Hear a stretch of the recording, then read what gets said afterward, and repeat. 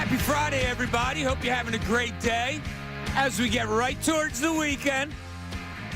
Not many more hours to go in the work week. We can plug through. We can get it done. We can do it without getting arrested. Everything's going to be good to go. We got Amy Fadul in here with us today. Amy, how are you? I'm great. Yep, doing good. We're looking at TV as there's police cars and stuff and some golfers in handcuffs, and we'll get into all that.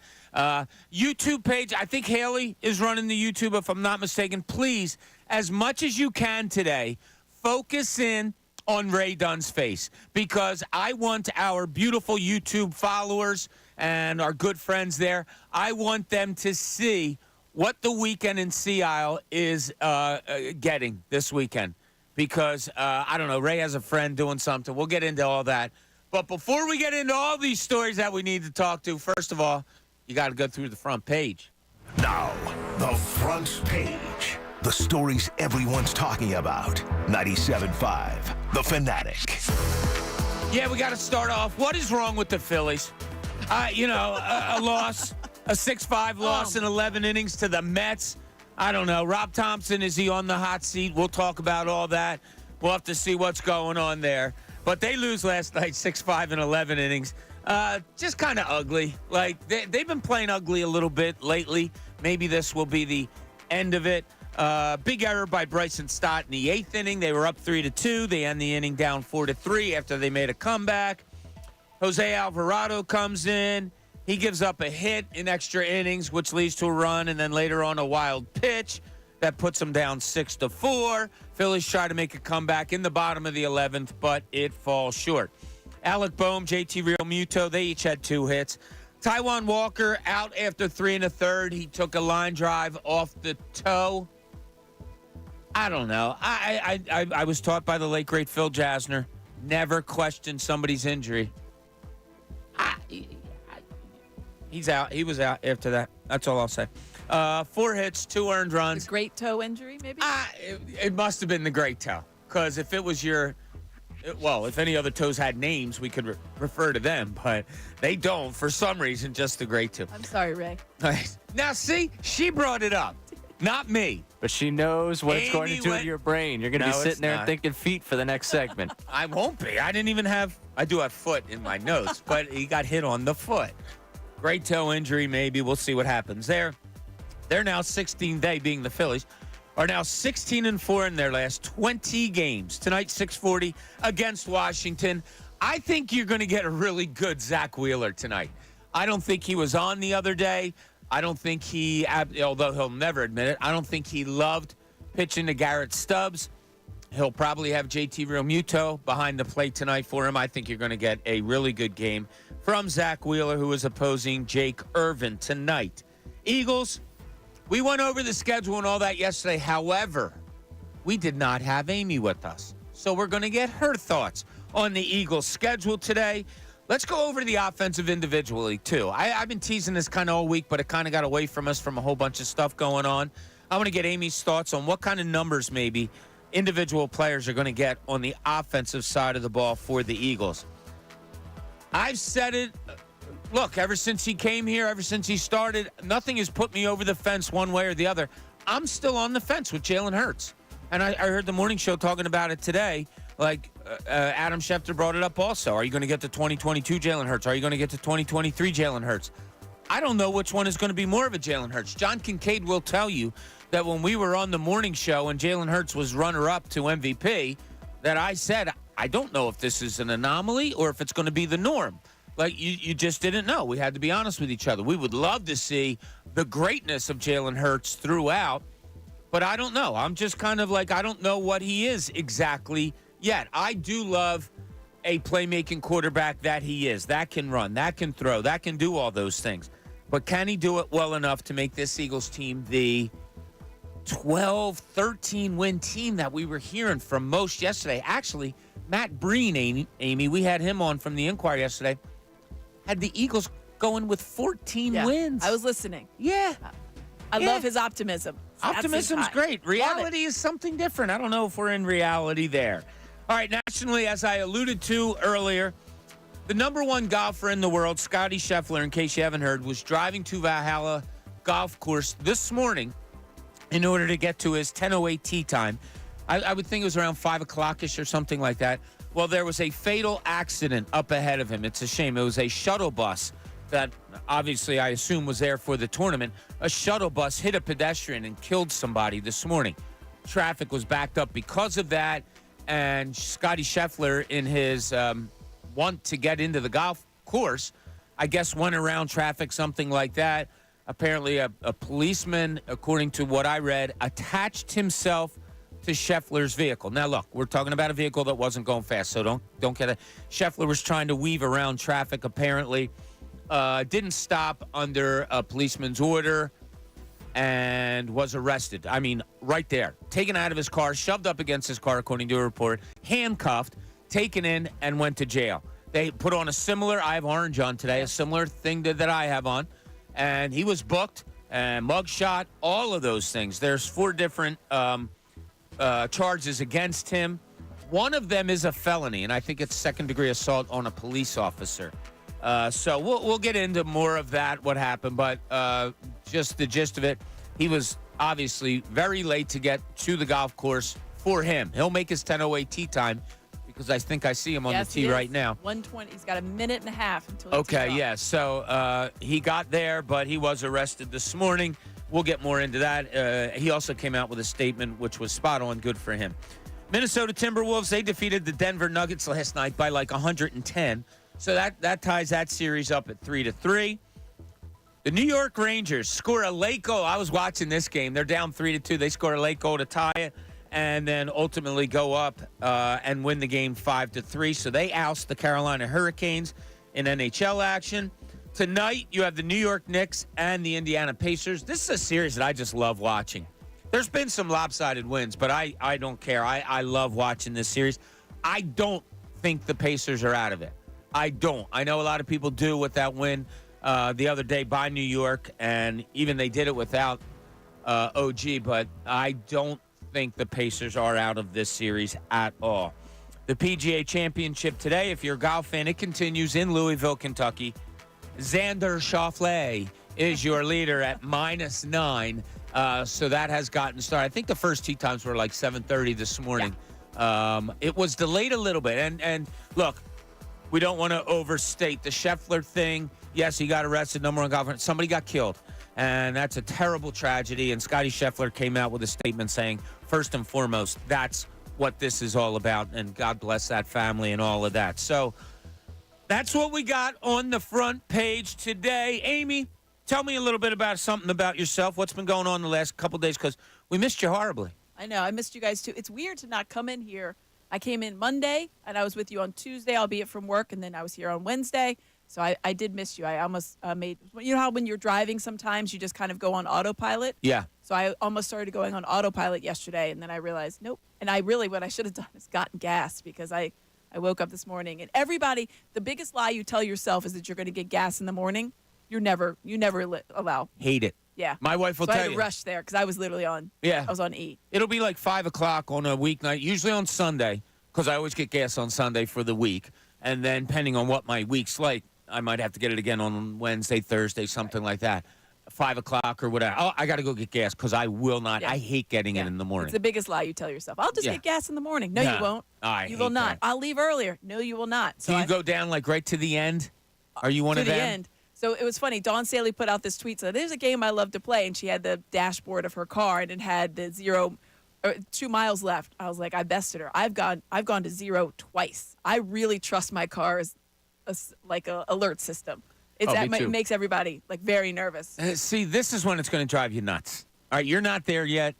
I'm past it now because when your kids borrow your car. No, that would bother me. Now, my son Kyle plays this game every single to the point where his friends know they're like, Kyle, you got to go get. No, I'm good. No. Twice, not once, twice. He borrowed my car, and I had to go to his high school to pick it up because whatever the circumstances were, I don't know. Twice, Amy, he was under a mile. Seriously, dude, under a mile.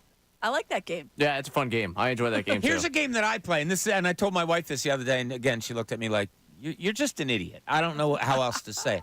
Did you ever watch Everybody Loves Raymond? Yeah. When he'll say something, and she'll just go, idiot. Like, I think my wife does that behind my back all the time. But I play the game as when I pull up to the gas station in Jersey, we get our gas pumped for us. Mm-hmm. So I turn off the car. I'll know how much gas is in there, and I'll play the game that I won't turn the car back onto the spot where I can see the gas thing go until I think it's just about full. Wait, they're still pumping the gas? I don't turn the car on. You just, you put the auxiliary. Yeah, auxiliary. Yeah.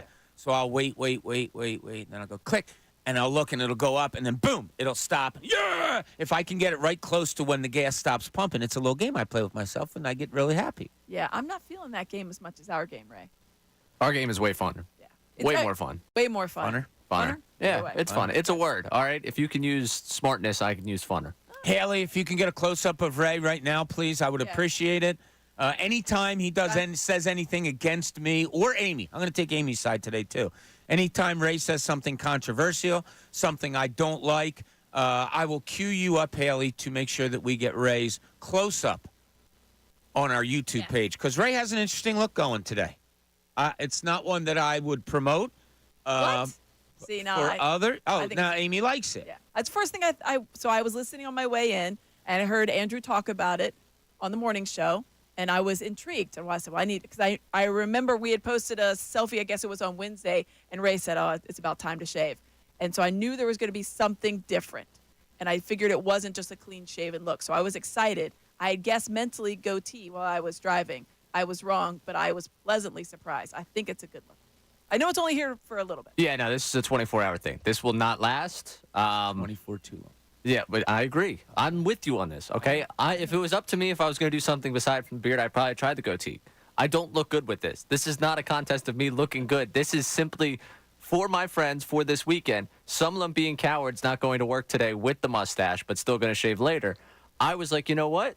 You guys going to force me to do a mustache? I'm going to force the audience to have to deal with me with a mustache. Are you going to go out Force like that? is a good word. Yes, all of us are going out with mustaches. So Ray had a line. We went down this morning to get our breakfast, and he says, I don't anticipate meeting the future Mrs. Ray Dunn tonight. Yeah, I said, you know what? Screw those ladies. If they're only after you because you have or don't have a mustache, they don't deserve you, Ray. Listen, when Taylor Swift started dating Travis Kelce, he had that terrible mustache. Looked like a dead caterpillar.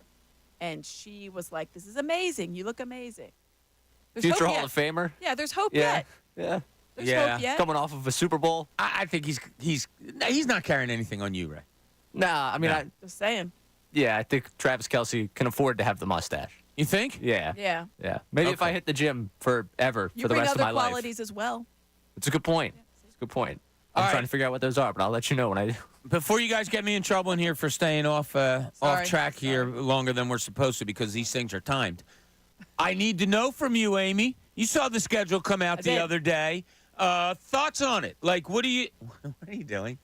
I'm anticipating your question. Oh, okay. It looked like you were acting like you were typing, but you weren't really typing. No, I don't have to keep All right, so we all knew who they were playing, and you and I even talked about it the day of the release before it was released.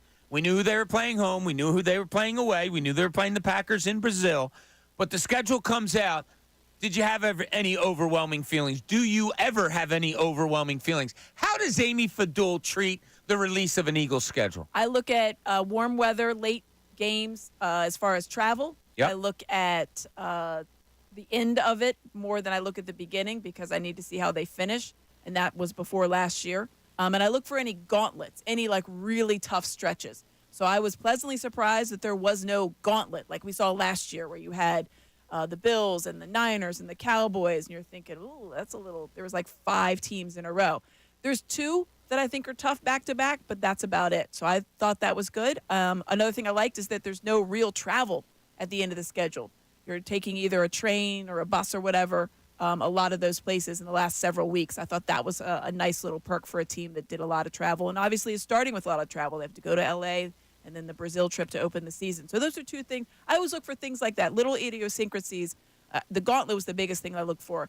And the strength of schedule, you knew who they were playing, but I just thought like, okay, well, I think they stacked it up so some of the easier teams on paper, stress on paper, are at the end. And I think that that's important. I saw something yesterday that for the second year in a row, the 49ers are playing teams like with the most rest, or they get the least rest out of their opponent. Something crazy like that. Like Somehow somebody was saying that the 49ers got screwed in the schedule making for Well, the I think second it's year in because a they have a row. lot of like a Thursday and a Sunday type of weeks, or I should say Sunday into Thursday type of weeks. They have, I think, 2 of those, and then maybe a Monday night and I can't remember what it is, but yeah, Screw them. I don't care. Yeah, exactly. As long as it doesn't affect the Eagles in any way, screw them. But did you have how do you do it? Now, do you do a wins like I imagine you and the boys, you go home, you print out your schedules, and you go win, loss, win, loss. You do the whole 17, don't Shawnee you? does. Shawnee loves to do win Little losses. Shawnee. Yeah, Or big little Shawnee. Okay, little Yeah, Shawnee it'd be does. weird if I called. Little Sean does like to do wins losses. He likes to look at that and do the presumptive W&L. I'm not as big into it. I do appreciate that it's done. I do look at overall the schedule because even if you don't think you do wins and losses, you do in your mind. Like Exactly, right? even if you don't go write down a W&L, you still look at that. If someone asks you that game, like so Dylan's putting together something on our Instagram page, on 97.5's Instagram page, and he asks everybody the schedule, right? And so Look at you you have one. promoting. You're Yeah, good. I'm on it. You are good. So you had one that was you just watch it. Hey, people. whoa. Just watch it. That's all I'm saying. It Just could watch happen. Good. Well, it could. All no right, one so likes we that. wound up with what kind of a record? What kind of record? So I think I chose the last one. So there was a 10, 5, and 1. No, 11, 5, 5, and yeah, 1. so I had the last one. So our whole staff, we had to predict one game, and somebody, And Dylan gave you the game. Dylan gave you the game, and you had to give him, and our staff came up with an 11, 5, and 1 record. Yes, everybody did. It's a joint effort. Right. So across the board. So you make sure you tune into that. And yeah, so I think that's what the over-under is 10.5. I think when I looked at it and people asked me the games, I think I thought 12 wins. Is Oh, what I yeah? thought. Okay. Yeah. I said anywhere between like 10 and 12. All right. So I think so we're pretty much spot on. I don't know who in their right mind would root for a tie, but people are out there. And God bless them. I don't think anybody's rooting for a tie. So, Forget okay, rooting if we're for a tie, if we're predicting gonna a go tie. Yeah, full that's true. disclosure, Dylan comes up with these questions and puts his phone right in your It's face. good, I I need love you it. to answer this. So do I. I like having fun with it. And this is what I thought. He said, "All right, Bob, I need your final score and result of Eagles, Cleveland Browns, week whatever it is, 5." I said, "Ooh, Eagles, Cleveland Yeah. Browns," and I had to look in the camera and give an answer. And I said, "I think a late Jake Elliott field goal makes it 20-20, goes to overtime, nobody scores, 20-20 tie." Can you imagine And- watching a game that's overtime and no one scores? I know, right? Isn't that crazy? Imagine just wanting to imagine that. Yeah. Like, Predicting it hey, on purpose. here's the season coming up. What are you looking at in the 5th game of the season? I think it's tie. going to be a tie. I can't know what to think. I don't Called know if W's Jalen and Hurts is Ls. going to be playing. Yeah, no, it's not WLT. It should be WLT. No, it shouldn't. Why? That's a result. I guarantee if you look at 'Cause no last one year's roots for that. standings, Yeah. somebody probably had a T on Oh, yeah, there. there was a T. There was a See? T last year. Yeah, but it's W's and L's. Yeah. That's what it's called. Well, then it's mistakenly called that No. because there's other results No, that can because happen. nobody in the world should predict a tie. Correct. Why? They happen. They happen, but if you're predicting it, that means you are anticipating a tie. Who anticipates a tie? Who shows I up think to a there's game? gonna be I a think we're tie going to out see a there. tie today. You walk inside that stadium. People Oh don't yeah, it's dress going to like be a that tie anymore. What's that? People don't dress like that anymore. I don't walk into a stadium expecting somebody to have a tie on. I just think it's going to be a tie. Do you want the live studio audience to bail you out with a couple with the laugh track there or something? I No, didn't know. I'm just telling you. Look, we had people saying that game was a loss. Cleveland at home after the bye. I didn't go there. I didn't say they were going to win. What's the other thing you can say? If I'm not saying it's a win, I'm not saying it's a loss. What am I going to say? One of the biggest rules of W's and L's is you always give your team a victory off the bye. 2 weeks to get ready for this one? That's a win. I didn't know that. That's why I don't do W's and L's That's- because I don't know. What if Jalen Hurts is out? What if Jalen Hurts and Saquon Barkley collide in the week before and both of them tear an turn the bye? ACL? Why are you putting this out there? Why are you What? putting out there that I have to say if they're going to win or lose? I mean, I would That's say the game. my win or lose thing is much less daunting than the reality you just put out there. I just said you pick a team to win off the bye. You were like, 2 best players on offense, gone for the season. I'm just saying I don't know what's going to happen. No, you don't. That's the beauty of W's and L's. I will And T's. say that Dylan did not say W&L. He said, what is the result?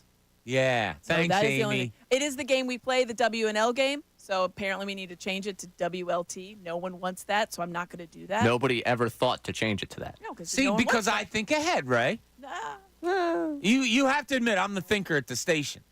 Yeah. I'm just saying. Yeah. I didn't say I was the smartest. I said I'm the thinker here. Okay. I like to talk to people. I like to talk to our listeners, and I like to think about what they say. If I disagree with what they say, I start to think, ooh, am I wrong? Maybe what they're saying is right. That's the way my mind works, Aim. And when somebody came up to me and said I need a result for the game, I don't like to give W and Ls. I don't like playing that game. So what I did is I gave a T. Well, that's contrarian then.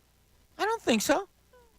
Well, maybe. You might be right. Might be a little contrary. A little bit. I don't That's feel like okay. disagreeing And with Amy that's today. okay. Ray, all day long. And I'm that's gonna okay. That's fine. And that's Thank you. okay. I'm here. I'm ready to go. Thank That's okay. you. Whoa, Tommy Toughnuts with the mustache over there. All right, I see where you're coming from. All right, listen. First question I'm going to put out to you today, and I'll put it to Amy as soon as we get back from the break.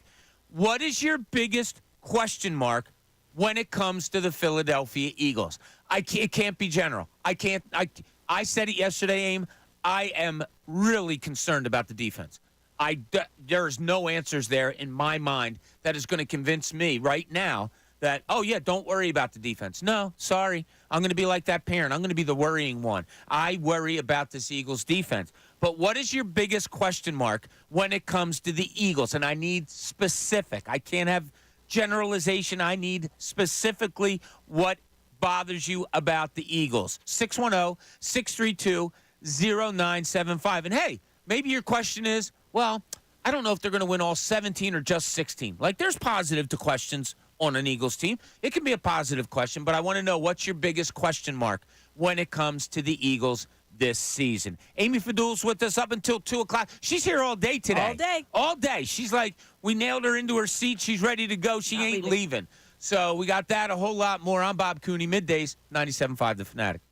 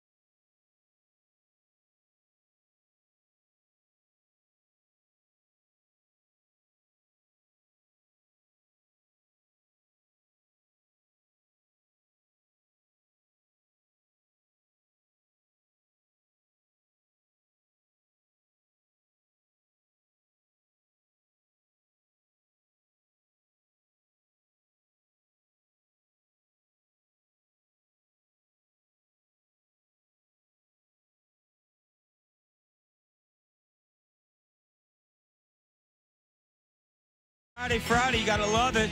Almost the weekend. I hope you have something great planned. A lot of graduation parties going on out there. So we ask all of you, please be careful. Have fun, but make sure you're awfully careful. Okay, the big story this morning before we get into the question that I put out for all of you.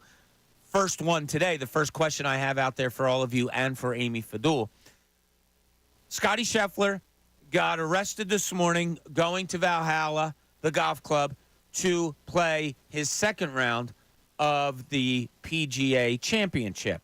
According to reports, to stories, when he arrived, I'm sorry, go ahead. There is a police report that has been released. Okay, you go ahead if you want to go with that. The police report says the arresting officer Brian Gillis, Scheffler disobeyed his orders and then dragged him to the ground with his car, causing injuries to the officer, including his tearing his uniform pants, valued approximately $80. They did not put that in the police report. Are you seriously? Damage beyond repair.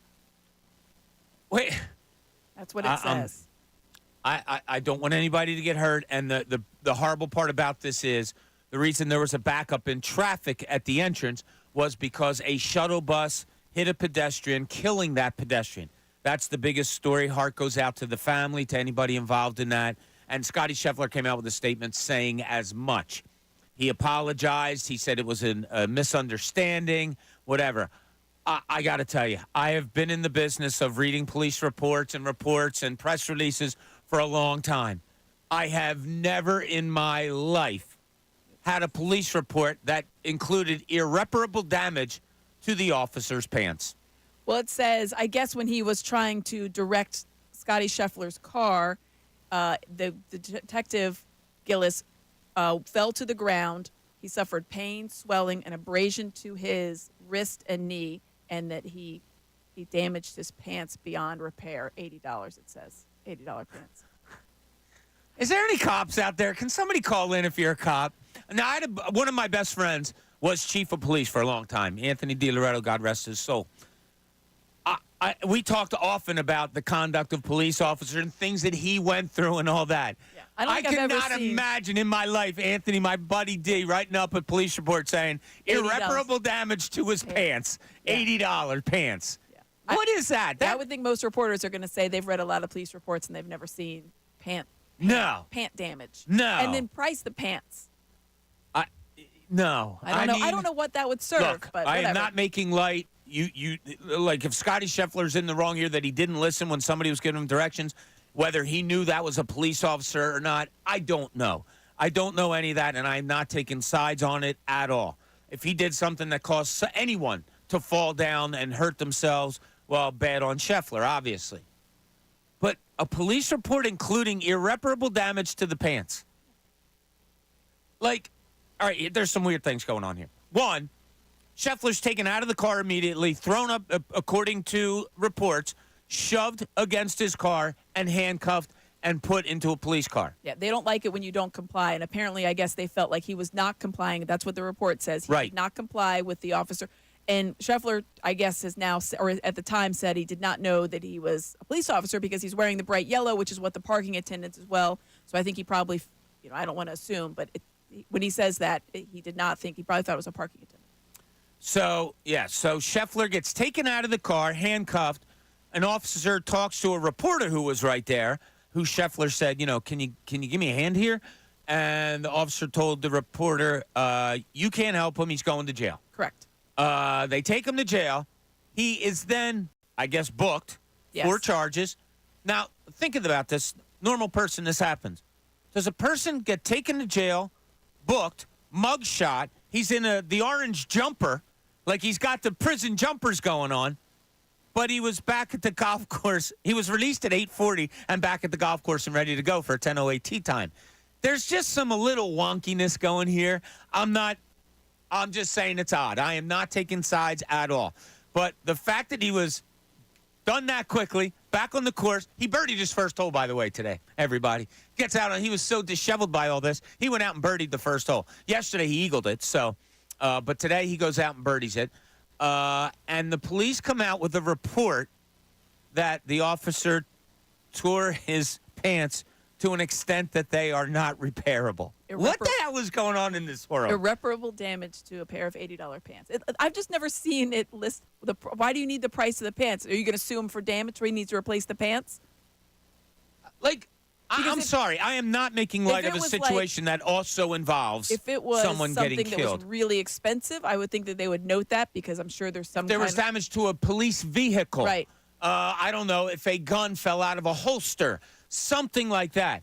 They included in this report. Correct. $80 pants. Wow. I don't know. I'm at a loss. I am at a loss. I'm shocked. All right. Here's the statement from Scotty Scheffler. This morning, I was proceeding as directed by police officers.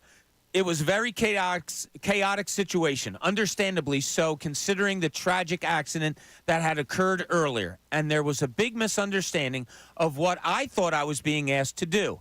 I never intended to disregard any of the instructions. I'm hopeful to put this to the side and focus on golf today. Of course, all of us involved in the tournament express our deepest sympathies to the family of the man who passed away in the earlier accident in the morning.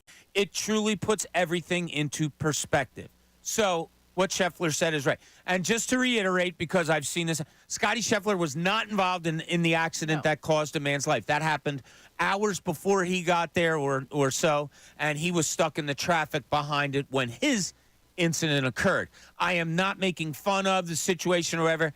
I agree with Scotty Scheffler. God bless the family and all that and the man that passed. It's horrible. Moving forward, wow. Pants. Now I guess it's a local county police. I don't know if it's the Louisville police because Louisville's a pretty big city. I would assume, I don't know, is it the overnight PR person that took care of this? I don't know, but like this is craziness. It is crazy. Yeah, it doesn't. The Brian Gillis, he is a detective with Louisville. Okay. Yeah. All right. So we hope Detective Gillis, we hope he's okay. My friend Mike Biazzo, who was a cop over in Pennsauken and is a listener of this show and texts me often. Mike, I need you to call in. We need to hear from you. I do, and I am not making fun of. I am just wondering why this would be included in a police report. I would like to hear from a police officer saying, yes, the reason is because this, or maybe someone like my friend Mike would call and say, yeah, that makes no sense to me. I don't know. But weird happenings this morning. Prayers out to that family who lost a loved one in a horrific accident this morning. You have to remember it was dark, too. Like when I looked at the stuff for Scheffler, it was like 5:30, something like that. I think the accident occurred at 5 o'clock. So it's dark out. The man apparently was trying to cross the street when the shuttle bus tragically hit him. So that, happened as it may. But horrible accident. Hate to hear somebody lost their life, but this is just very strange. All right, so the question we put out there, it's not about Scotty Scheffler. It is about your Philadelphia Eagles. And we want to hear from you. Call now, 610-632-0975. What is your biggest specific question mark when it comes to the Philadelphia Eagles? Amy, I will pose it to you with your Philadelphia Eagles T-shirt on today. Right. What is your biggest question mark when it comes to the Eagles? I feel like I don't want it to sound negative because I'm not intending it to. But it can be. That's okay. Right, but I don't want it to be negative. But my question mark is Jalen Hurts. I think that's probably going to be a lot of people's. I think people could question. I know you've questioned the defense quite a bit, but Jalen Hurts. And I know that the biggest question is, who is he going to be? Is he going to be who they need? I don't care if he's 2022 Jalen. I do care if he's 2023 Jalen, especially at the end of the year. But I guess my biggest question is, here he is once again. That was the big knock. Like, he's got another offensive coordinator. He's done this before. He went to Alabama and then Oklahoma. There's no consistency as far as the coordinator goes. There is consistency as far as his weapons go. He still has two of the best wide receivers in the entire game. They were handsomely rewarded. He has a great tight end. Now he has Saquon Barkley. All right, that's my question. I don't have any questions when I look at the offense. There's some questions along the offensive line, but I feel like the biggest question for me is Jalen Hurts. What are you going to see from him? I don't care if it's 2022. I do care if it's 2023. How big of a difference in your mind was 2022 and 2023 specifically for Jalen Hurts? A huge. It was chasm. There was a big chasm between the two. A confidence level, belief in his system, belief in what he was doing. The ability to check down was not there at all. His ability to audible and have a different play call from what he saw, I feel like he was completely lost on that. You just didn't see the confidence under center that he showed in 2022. For me, he was completely different. It was almost hard to reconcile. How would you label his performance last year? Mediocre at best. Okay, mediocre. How would you label 2022? MVP. So is Jalen Hurts – I have a series of questions. Amy's biggest question mark about the Philadelphia Eagles going into this season is the quarterback, is Jalen Hurts. I have a series of questions I want to ask Amy about Jalen Hurts to see maybe where she sees where he is overall as a quarterback, to see if there's anomalies there, to see if there's specific things that you can look for all the time from Jalen Hurts. I told you, and everybody who knows me out there, and it ticks a lot of people off. People in our YouTube audience has said this before. Come on, Bob, pick a side. I just look at sports differently. I don't have to. I'm not like society now where I have to be on one side and the other side is wrong. Like, if I believe in this, I can't not believe in another thing. I'm not like that. I can look at two sides and try to balance them out. So I'm going to ask Amy questions on Jalen Hurts about why he's the biggest question mark. What's yours? 610-632-0975. You can call us. You can text us. What is your biggest question mark about the Philadelphia Eagles this coming season? And we want specifics. Amy said Jalen Hurts. My series of questions is going to nail it down to specifically why. 610-632-0975. Middays, Bob Cooney, 97.5 The Fanatic.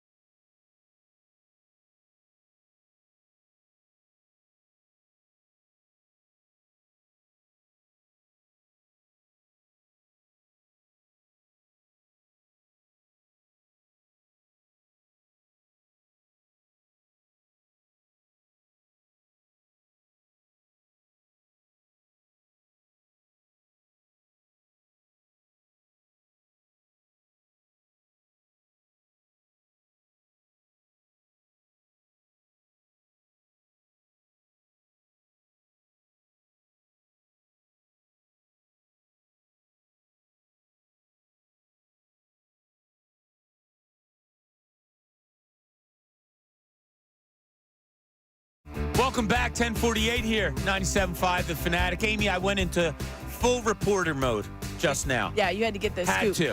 All right. And look, I can't say this enough.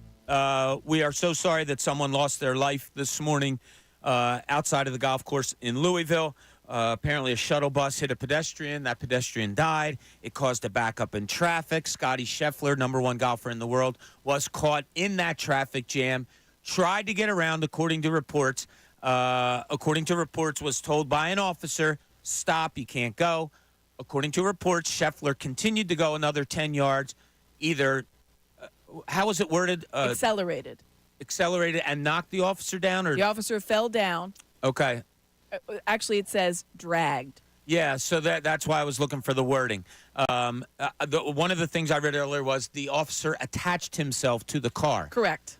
So whether, he kind of like jumped onto the vehicle or was, whatever, or was trailing it. being pulled by maybe the mirror or something. I don't know, whatever.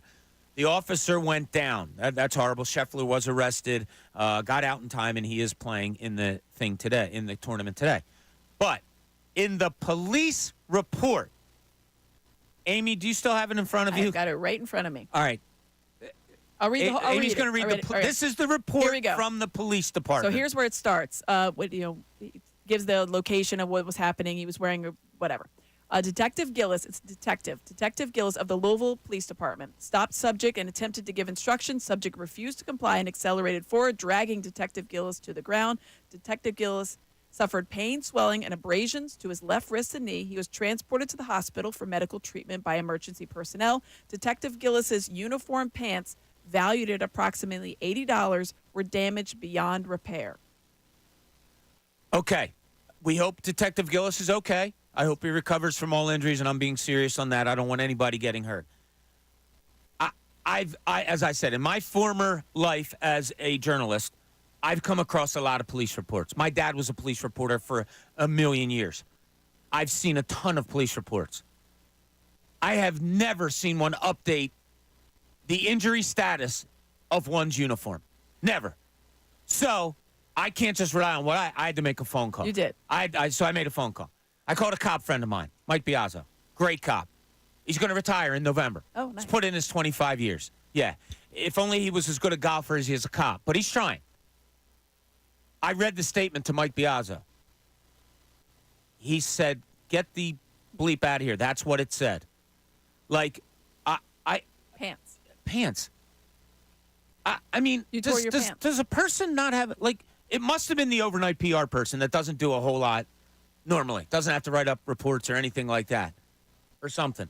Yeah, I don't know. I'm know. guessing, so it says there's abrasion on his knee. So maybe when he fell. And like we said, we hope Detective Gillis is fine. He has a scrape on his knee, and it must have scraped his pants.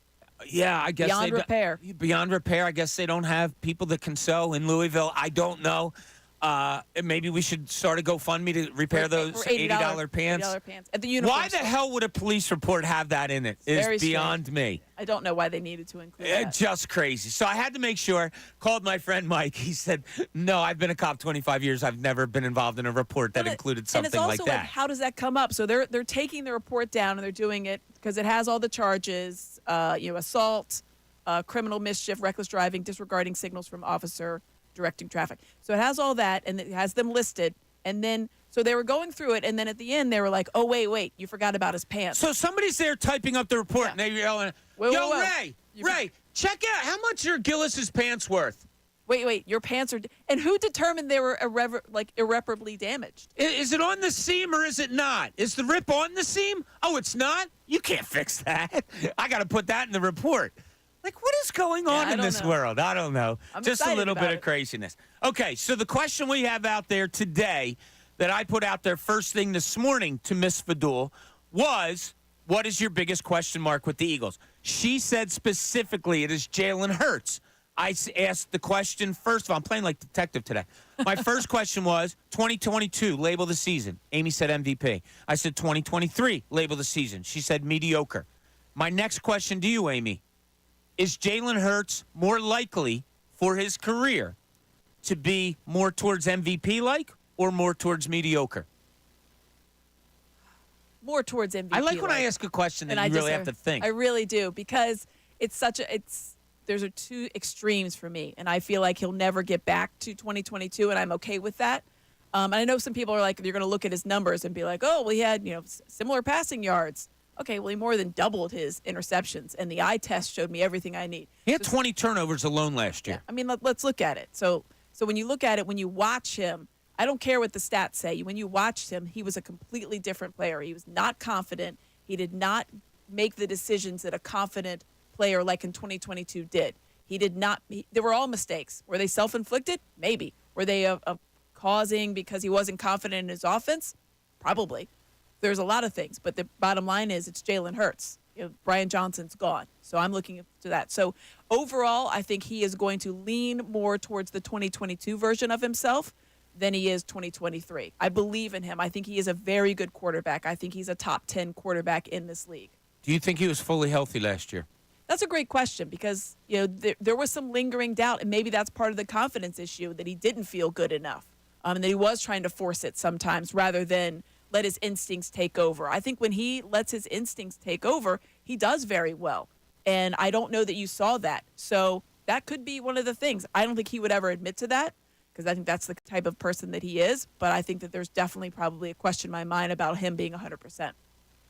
I wonder, Ray, I'll pose the question to you then. When Jalen Hurts was done the 2022 season and didn't win MVP and the Eagles losing the Super Bowl and all, John Kincade and I had this conversation more than once where I said, look, there's a very good possibility this was an anomaly of a season, although we were all riding the wave of what Jalen Hurts did that year.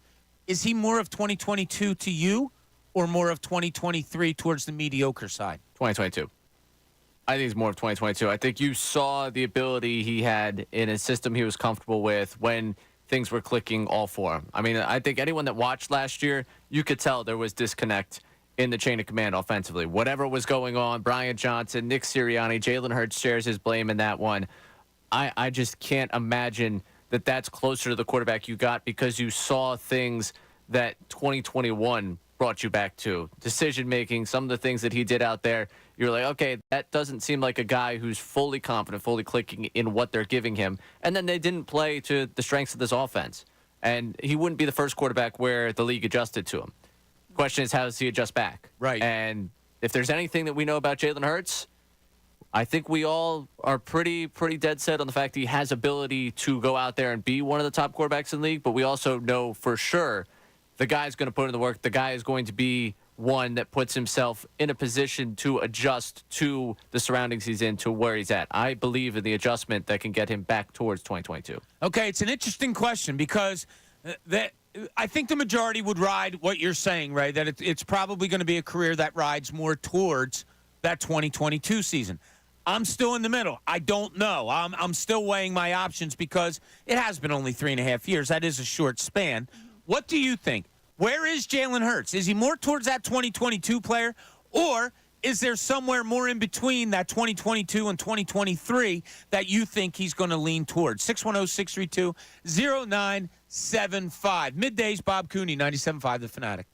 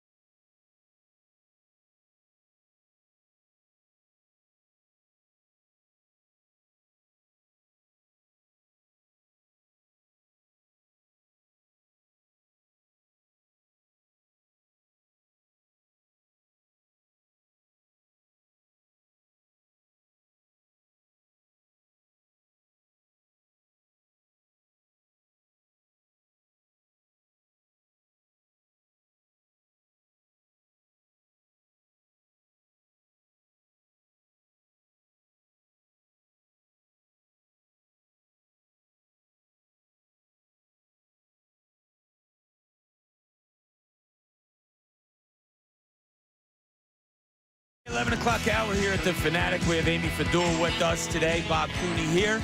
Ray Dunn producing with his, how did you describe it today? It's a Tom Selleck look. Well, hold on. Tom Selleck. That's a great way. That's a great way to describe it. Yeah, that's a wonderful way to describe it. It's not really. I think we can go somewhere else, right. Amy. No, I think that was a good call. That's Yeah. what we're going to call it for today. It's because he had the Hawaiian shirt on, that's all. Okay. All right. We'll say Ray is doing his best Tom Selleck impersonation. Yeah, it's not today. quite. Tom Selleck had a really substantial mustache. Still does, yeah. He's Yeah. on my favorite show, which is on at 10 o'clock tonight. Amy. Blue Bloods. Yeah, love it. That's how I start love my- one of that's his the start my co-stars in week. there. Wahlberg? Yeah. Yeah. The You good like goes him? back to my New Kids on the Block days. Oh, yeah? Yeah. You were A MK. blockhead, I believe, is what we were Is that called what- back is in that the, what you were called? back in the 90s. Would yeah. you go, like, so I think they're still touring Oh, yeah, I've seen them. as an, like, As an adult. like last Like- 2 years ago, yeah. Are you serious? They've come 2 different times. Yeah, it was amazing. They came last year. It Was was it last amazing. year or the year before? It was Salt and Pepper. It was them, En Vogue, and somebody else. Oh, Rick Astley. I mean, if you just don't sing along to that concert, it was amazing. What? I was friends with a kid out of high school that could imitate Rick Astley to a T. It was so funny. The Rick Roll people now? No. Do you know what that is? No. I can tell. Yeah. Sorry. I thought you were stumbling on your words or something right there. Oh, But, Bob. yeah, I know. That's okay.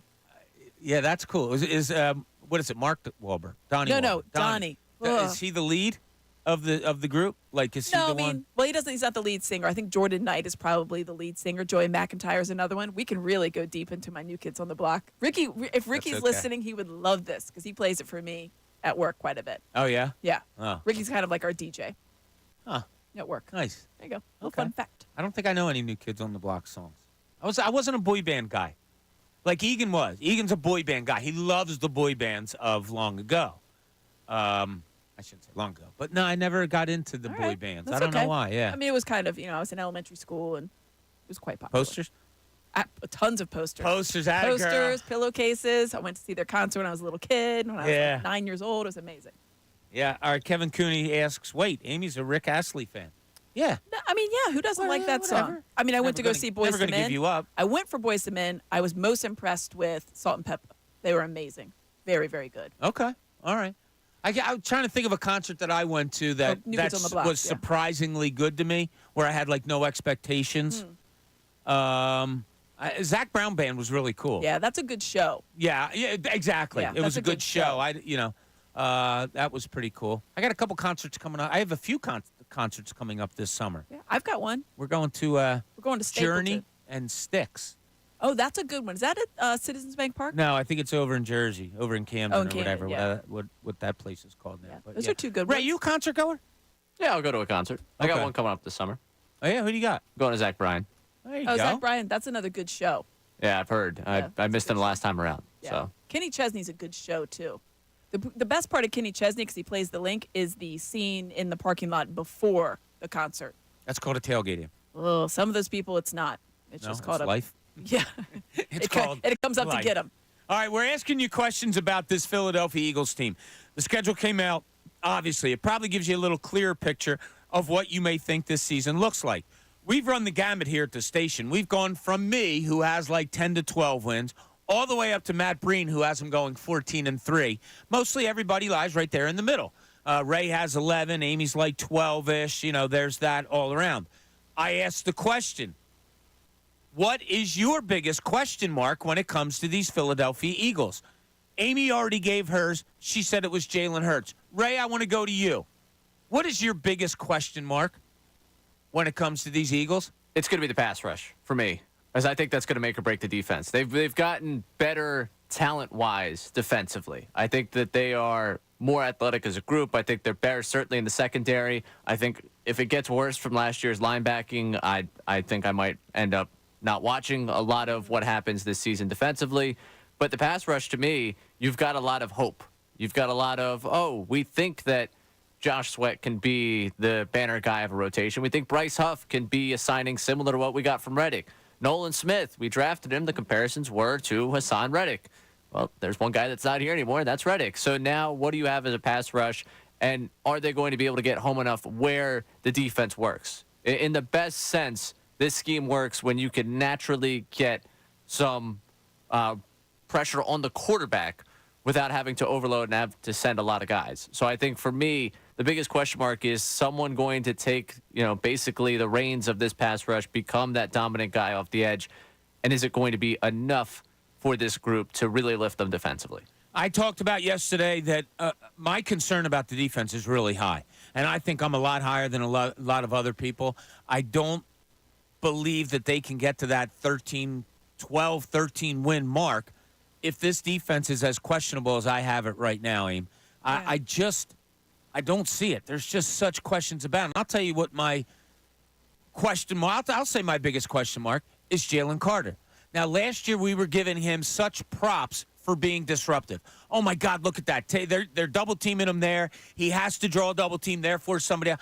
I don't care about that. I don't need somebody else. I don't need the lateness of Fletcher Cox when it was, yeah, but he's taking up 2 offensive linemen. Mm-hmm. No, if he's taking on 2 offensive linemen, I want him to beat those offensive linemen. I want to see something more of like an Aaron Donald where he's not only being double-teamed, but he's breaking that double team and making plays. I can't have a guy that's like, oh, well, yeah, but the defense has to really pay attention to him. Crap that. I want this guy to be like the focal point of my television, which he was for a little part of the season, and then like kind of disappeared for the last 6 games of the season. I think you mentioned it, and I think you hit it home for me when you mentioned Aaron Donald. The way he started, Jalen Carter started, certainly the expectations, but the way he started last season, you thought this guy is a potential defensive player of the year. Right. Not last year necessarily, but defensive rookie of the year. That was definitely, he was one of the odds-on favorites in that regard. But the way he started, stormed out of the gates, everybody's like, this is exactly who we thought he was going to be. He is going to be an Aaron Donald type who is a defensive player, winning player. And you're thinking, where did that go? What happened? And the first thought is the rookie wall. But he played at Georgia. And I think you've brought this up before. They don't just play their 12 games. Right. They play a lot of games, 13, 14, 15 games usually, because they're going to the national championship. So they always have 2 extra games in addition to their regular schedule. So when you're playing 15 games, I understand the competition is different, but if you're a different player, it shouldn't be that. You shouldn't have hit the wall as hard as he did. I'm not saying he shouldn't have hit it, but he slammed into him. He really became a different player at the end. Yeah, really weird. And the 2 of them, him and Jordan Davis, and I said it yesterday, as recently as yesterday, how when he was laying on the ground after trying to chase down Josh Allen in that overtime game against Buffalo, and he was laying there gassed and kind of laughing, and the other team, some Buffalo players, came over to help him up, knowing that he was just laying there gassed. I think his NFL football body left him that day. Yeah. And it went up into the upper deck of Lincoln Financial Field, and it sat there for the rest of the season. It just watched. And it said, yeah, let's see how good you are without me, and he was absolutely nothing. Those 2 guys in the middle are so big for me this year. I guess I will label it as question mark. If you don't get big seasons out of them, it doesn't matter who's playing linebacker. It doesn't matter who your edge rushers are. You need something in the middle of the field because that linebacking core, I'm getting to the point where I'm growing even more. I'm more disliking this defense as the days go on. You're talking yourself into more dislike. Yeah, and look, it's not dislike that I don't like individuals. I'm not a fan of Vic Fangio's, anything like that. I don't think they have the talent on that side of the ball.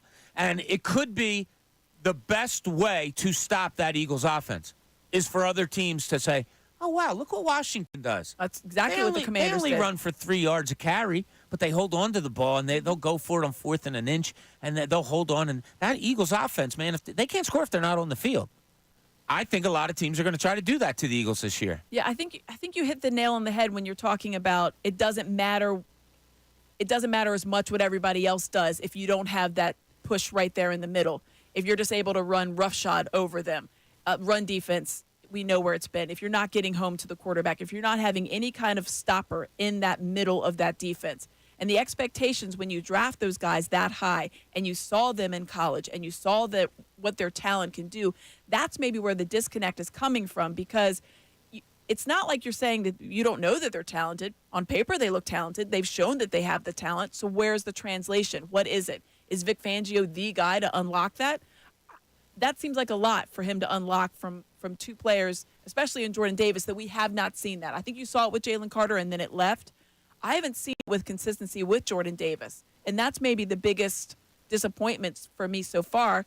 He's only 2 years in, right? It's going to be his third year. This is when a lot of players take that leap. If he doesn't do it, I think that your questions are warranted because that's a huge thing. Now, 3 years in, if Jordan Davis doesn't become the player that they expected when you take him in the first round, then it's like, well, now we've kind of hamstrung ourselves. Right. It's interesting because Vic Fangio is going to come in here. He's got to oversee the whole defense. He has to put in his whole scheme. Can you dip into individuals right away? Do you get part of the coaching staff to say, hey, look, we're trying to put in the scheme, but if he isn't doing this, we can't do it. Are they going to get individual attention because they need it as much? It's going to be an interesting question. Aim, do you remember at 10 o'clock when we started the show? What a great hour. That was a great hour, wasn't it? 10 to 11? Favorite. Well, it was brought to you by Window Nation. Take advantage of Window Nation's 50% off sale on all style windows. Plus, make no down payment with no payments and no interest for 12 full months. Call 866-90-NATION or visit windownation.com. All right, Amy, we went over a little bit of the schedule with you. You said what you liked. Anything you don't like? Is there anything on there that really stuck out to you like, that sucks? I'll start with mine, and it's an obvious one. I hate the bye week being week 5. Yeah. That just sucks. I think after 4 weeks, teams are starting to get into a groove. You're starting to – now, look, maybe the Eagles will be struggling at that point, and the bye week will be welcomed. I don't know. If they are struggling at that point, is there somebody that's going to get a harder look at during a bye week? Yeah. If they start at 1-3, and now I was listening yesterday, Tyrone's show and all the shows around here. A lot of people had them losing week 1 against Green Bay down in Brazil. Yeah, that's a popular loss out there. Right. I was on with Bear Brooks yesterday. We did our Birds Huddle show, and he had that as a loss. Dave Zangaro did not. But I think the way that you saw the Packers end the season, they kind of became a bit of a darling out there. They beat the Cowboys. Everybody wanted them to beat the Niners. You saw where Jordan Love is kind of progressing. I think that there's some concern there because Jordan Love is a very solid quarterback. Sure. That's a very solid team. And you have a lot of questions. You're rolling in with 2 coordinators. Exactly. To Brazil. I haven't heard anybody say that they think they're going to lose that Monday night football game, but I have heard people say that they could get upset in New Orleans. I have heard people say that they could lose down in Tampa Bay. So my thing that I don't like early on in the schedule, as I said, is the bye. Is there anything that stuck out to you that you didn't like or don't like? So I like going to games, and I like being able to either go to the game or at least be outside and enjoy the warm weather with the sun shining on me as I watch Eagles football. And I did not enjoy only 1 o'clock game in basically what I would consider the fall at home. Yeah, October 13th against Cleveland, week 6. That's it. And then you have to look, you all go all the way to the end. And there's several at home later, but they're all in December. The 1 o'clock games, I wish that they were spaced out a little bit more. There's only 2, kind of what I would consider the fall. October 20th, that's an away game. I guess that's kind of still the fall, though I've seen snow around here on October 31st. Sure. So we'll see. But yeah, I thought I wanted to have a few more earlier games. So in the right season, now, 1 o'clock games. right now you have 6 1 o'clock games. But as you said, it's not really conducive to going outside and sitting here because there's only one. That's just me selfishly. Here. No, that's fine. It could be 7 1 o'clock games, as Week 18 against the Giants is to be determined. If that game doesn't mean anything really, it probably would be a 1 o'clock game. So there is all that. I kind of like at the end of the schedule, Aim, 4 out of the last 5 are at home. Yeah, there's almost, and I said that I don't know, maybe I didn't, but there's almost no travel. Like after LA. You really don't have much travel, right? No, you don't have to get on a plane at all. Then you have nothing. No. Because you're down in D.C. and then you're down in Baltimore. Right. I think that's great. To me, that's a real win, especially at the end of the season. You're looking at how many times these guys can have as much of a full week, either at home, practicing a regular week, and not having to get on a plane and travel, I think is big, especially because it is at the end of the season and how banged up people are going to be. Yeah, the first bad thing or that I didn't like about the schedule that jumped out to me, I looked at week 12 and I saw LA Rams, Sunday Night Football, and my first thought was, oh my God, they're going to get spanked.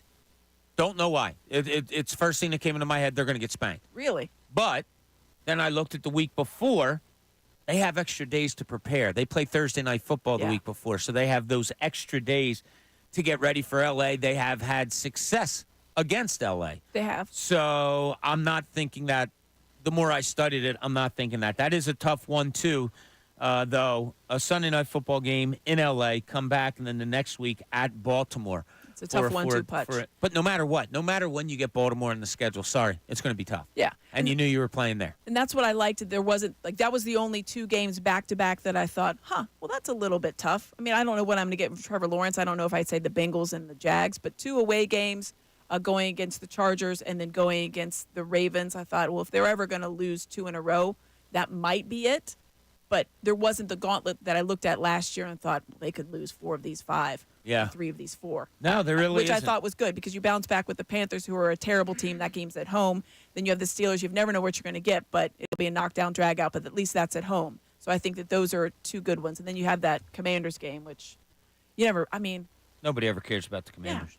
That's guaranteed to be a 1:00 game. Yeah, exactly. We knew at least one of them was going to be a 1:00 game. Ray, we have some text on the subject that I put out there. Biggest question mark when it comes to the Philadelphia Eagles. What is it for you? Specifically, I don't want to hear just the defense, whatever. Specifically, what is your biggest question mark when it concerns the Eagles? 610-632-0975. It's a Friday. We'd love to hear from you. It's a good talking day. If you want to text, throw in a text also. And, Ray, what are they saying on the text board? Yeah, David's just an all-out panic. He's got a lot of questions. Oh, So David.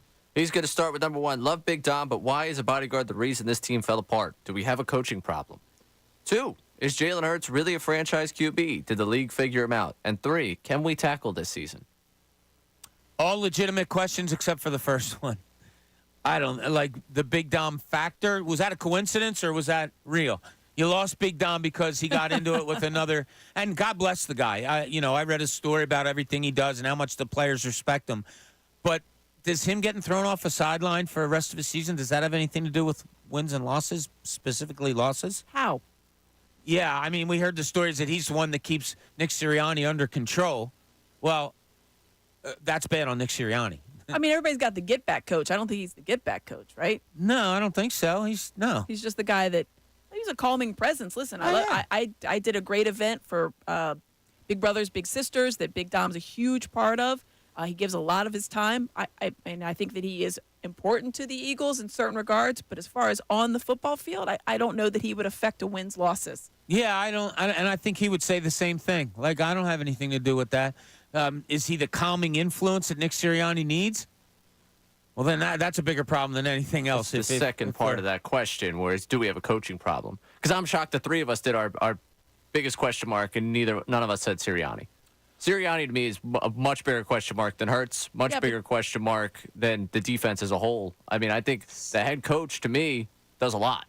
Well, that's the reason he's not a oh, excuse me. That's why he's not seen as doing a lot now. Right. Well, I mean, maybe that's why he's not the biggest question mark, because we don't question what he does, because we have a feeling he doesn't do anything or much of anything. I mean, he's still going to be making in-game decisions. Like, yes, he will be. And they still have to get buy-in from those guys. Like, the reason we're talking about getting off to a good start is because we're all, anticipating if they don't get off to a good start, the conversations we're going to have about Sirianni. I mean, this is we talk make it or break it year. He's got to be one of the biggest question marks you have coming into the season. He's on a hot seat. Yeah, he is. And is that odd to say? 2 years after going to a Super Bowl, 3 years of going to the playoffs. You had if you want to give him credit, you had an MVP quarterback candidate just 2 years ago. There's a lot of good that has happened under Nick Sirianni. I would have been shocked if he was fired after last year. Yeah, that would have been a little bit knee-jerk reaction. Right? But, I mean, listen, you have an epic, historic collapse. People had to go. And I think it was the right decisions were made. Obviously, they needed to change a bunch of their offense and their defense and personnel and everything else. But at the same time, he's the one left looking around being like, oh, okay. Well, when you're the only chair left and the music stops, you either sit in it or you don't. Yeah. All right, Aim. I laid out there that some people had the Eagles losing 3 of their first 4 games. Okay, not saying that they thought they would start. I mean, a collection of people. Right. I heard saying that they could. Everybody has them winning against Atlanta on the home opener on Monday Night Football. If they start 1-3 going into a bye, is all of the talk Nick Sirianni? I mean, I think most of the talk is going to be, and that's just the nature of the beast when you have a head coach for anybody. Jeffrey Lurie has not been one to fire a coach that early in the season. He has been known to let coaches go, but that would be really drastic. But I think that there's going to be a lot of talk. Because when you look at it, okay, well, we've got these new. Maybe you look at it how everybody's going. Is the offense really sputtering? And do they need Nick Sirianni to swoop in and save them with his play calling? Maybe that's one of the things that you need to look at. So maybe it's how they lose those games. But yeah, there would have to be, if they go into that bye week with only one win, the 100% of the questions are going to be around probably both he and Jalen Hurts. So a lot of questions. There are a lot of questions. You get answers with the schedule coming out. You have answers of when games are. We're going to have to ask Amy, where are the Fadul Kane clan going to see an away game this year? Also, the question out to you is, what is your biggest question mark? We'll have a whole bunch of stuff coming up. We got some tweets. Those of you on the line, hold on. We'll get to you as soon as we get back. This is Middays. Bob Cooney, 97.5 The Fanatic.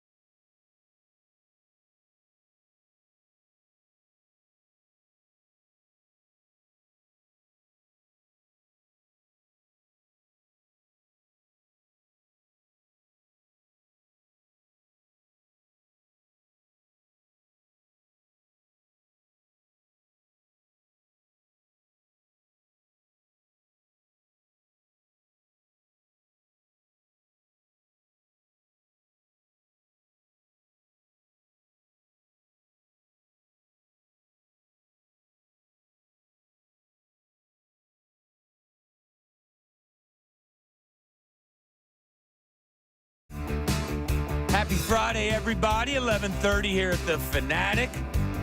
Very happy that you joined us. Hope you're having a great day. Hope you have some good plans for the weekend. I don't know. The weather's not really going to cooperate, I don't think, but it's not going to be that bad. Again. I know. Next week's supposed to be really nice and warm, though, Ames. Is it? Warm and sunny, 70s and even some 80s I All the saw way last through night for when Memorial I was Day watching weekend? my man Adam Joseph. All right. Yeah. Pool opens next week, Ames. I The believe pool- you're- Tuesday yeah. or Wednesday they come Gonna out open and up. open the pool. That's very Yeah. nice. Oh, I can't wait. Is it heated? No. The sun heats it then. Yeah, it gets sun all day long, which is cool. But I try to jump in it as soon as it's clear and It's ready gonna be to a little go, chilly. no matter what. That you got to do. It's like the polar plunge. Yeah. Oh, Yeah, okay. in Yeah. the backyard. In May. Yeah, the polar plunge. I'm really daring, aren't I? I'll tell you. But yeah, Ray, you have an open invitation, as you know. Aim, bring the kids over whenever you want. That'd be great. It's always open. We're always ready to go. So the question we have out there for you, and some people are responding on our phone line, which we're going to get to right now. If you want to text in, 610-632-0975.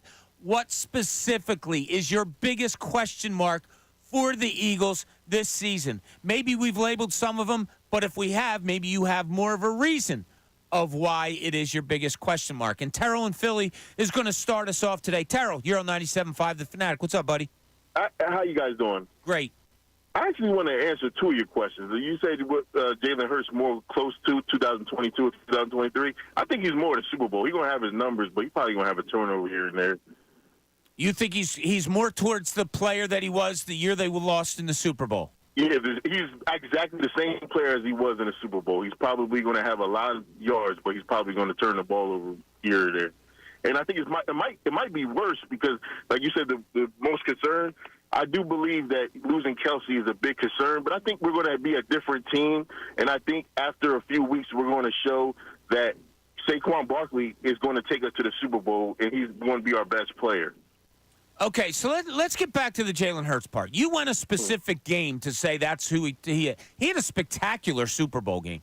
Yes. So you But think he he's did a turn the ball spectacular? over. Yeah, he's going to get his numbers. He's going to get his yards. But he doesn't really put up numbers. Like, he doesn't throw for over 4,000 yards. He doesn't throw for 30 touchdowns. No, but he's going to run for maybe 80 or 90 one game, maybe throw for 300, 250 another game. He's going to do. He's balanced like that. Okay, Like, so Balance. okay, so you consider him like a top 5 quarterback in the league? yeah, I actually do. And that's not because he is so great. That's because, like Tom Brady said, the league probably fell off at that position. Like Baker Mayfield went to the playoffs last year and beat him. Yeah, that's true. That's a Hard to good argue point. that. Thanks, Terrell. Appreciate it. Hope you have a great weekend. I was trying to get Terrell to open that up a little bit more. If he is that, it's pretty good. It's pretty good though. If Jalen Hurts, you can't just say that specific game. A synopsis of him going off of that Super Bowl game. That means, to me, he's a really good quarterback that can't get you over the top. Is that, Would that- what you thought when you saw the Super Bowl? Well, he didn't get you over the top, and he had a Right. key fumble that had the Yeah, other I team think that's score a what Terrell touchdown. was talking about. Yeah. Right. I don't know. How do you say? I'm thinking as I'm talking to you. Go ahead, Ray. I'm So sorry. you're going, the Super Bowl was assigned to you that he couldn't get you over the top? No, I'm That's what I was trying to like. No, what no. what I'm about trying that? to understand Listen. what you're saying here. Me too. No, well, I'm not looking at that specific. I'm looking at his career. I'm asking, is his career going to be more like 2022, or is it going to be more like 2023? Terrell went, it's going to be like the Super Bowl. Well, we can't say every game he's going to throw for 300 and have a costly fumble. It can't be that specific, so you have to broaden it. Yeah. How do you broaden that game? He was terrific in that game, but they didn't win. They didn't get over the hump and win that game. So if you broaden his career over that game, how do you broaden it? That's the question I'm doing. I thought he was going more Super Bowl season. That was the way That's why I was interpreted it. asking, but he Yeah. kept going to Super Bowl Because game. then he gave specific numbers. Well, he'll 80 rushes and 250 or 300 passing yards. Oh, we're talking about a single game.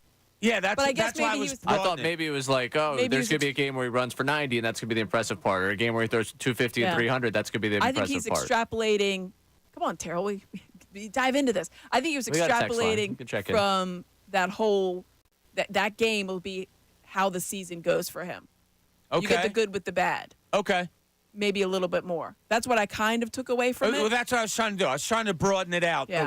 of what Terrell was saying, because I'm looking at Jalen Hurts' career, and Amy's biggest question mark going into this season is Jalen Hurts. Ray had a great point the other day that, Terrell said, the number, he'll put up the numbers. He doesn't. He's not like a put up the numbers guy so far. He hasn't thrown for over 4,000 yards. He hasn't thrown for 30, I think as high as 24 touchdowns. Like, I don't know if he's that guy because he does run so much. Mm-hmm. I don't know. But if you're going to try to say what he is, I don't know if we can go as specific as one game. We have to broaden that one game into what we think it might be. That's what I was trying to do off of that. Mike and Delran, you're on 97.5 The Fanatic. What's up, Mike? Yo, what's up, guys? How you doing? Mike. Sorry, I wasn't expected to get on that quick. No. Hey, we like you. We see your name. We call you right up. You know what? You're the man. Hey, Bob, speaking of that, what are you doing tonight, buddy? I got 2 tickets for you and the missus if you're free. Uno and Maple Shade, buddy, tonight. Oh, is that where you're going to be? Yeah. I will text you after the show. Yeah, let me know. Anyways, there's plenty of things to have doubts or concerns about, but something that I have a question for you, right? Like, let's say we get out of that bye week and we're like 1-3, right? And like it doesn't look good. The offense isn't good, right? And we're losing games we should lose.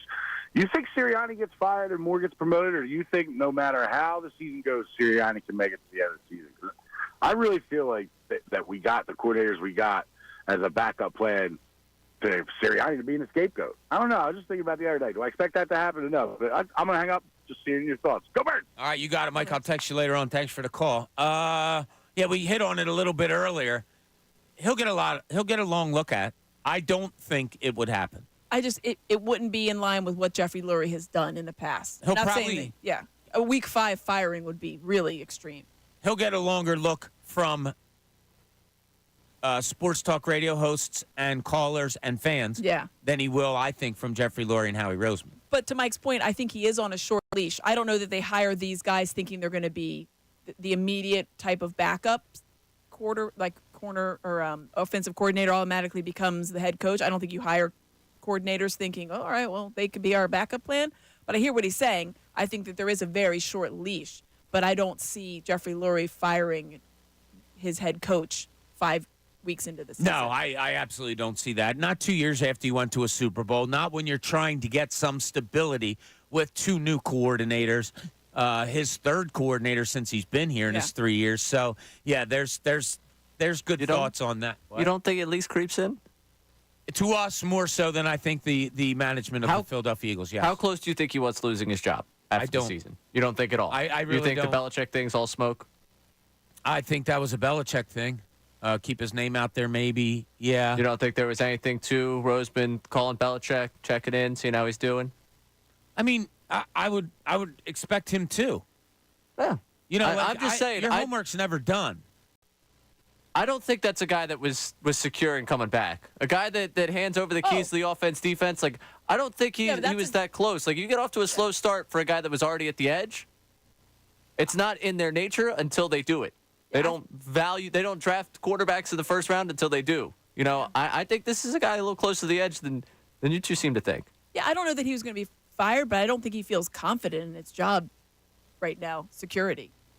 All right, it just took a while for them to go through that whole process. Well, they had to make sure that he was on this. Like, listen, you have to get rid of everybody, and they tried to do that, I believe, with Doug Peterson, and Doug Peterson's like, nah, fam. Yeah, but that's how close Doug was to losing his job. And he lost his job. Like, that to me, that's Doug was that like, I'm not seems- changing it. I really don't. Hey, whatever you want, man. Just Yeah. the check's not coming. me. Yeah. And when I say it, I don't say it because I think of Nick Sirianni. Oh, no, he's too good to fire. I'm not saying that at all.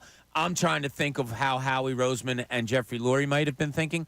I don't think they were looking to get rid of him a year after they went to the Super Bowl. I think they probably looked at it, but I don't think it was a serious consideration. Yeah. I just don't. I think Maybe they have not. that much Maybe it was. confidence in Maybe they were themselves. like- Yeah, we could be wrong. Absolutely. Mitch in Phoenix, you're on 97.5 The Fanatic. What's up, Mitch? Good morning, guys. How are you guys today? Good. Morning, What's Mitch. going on?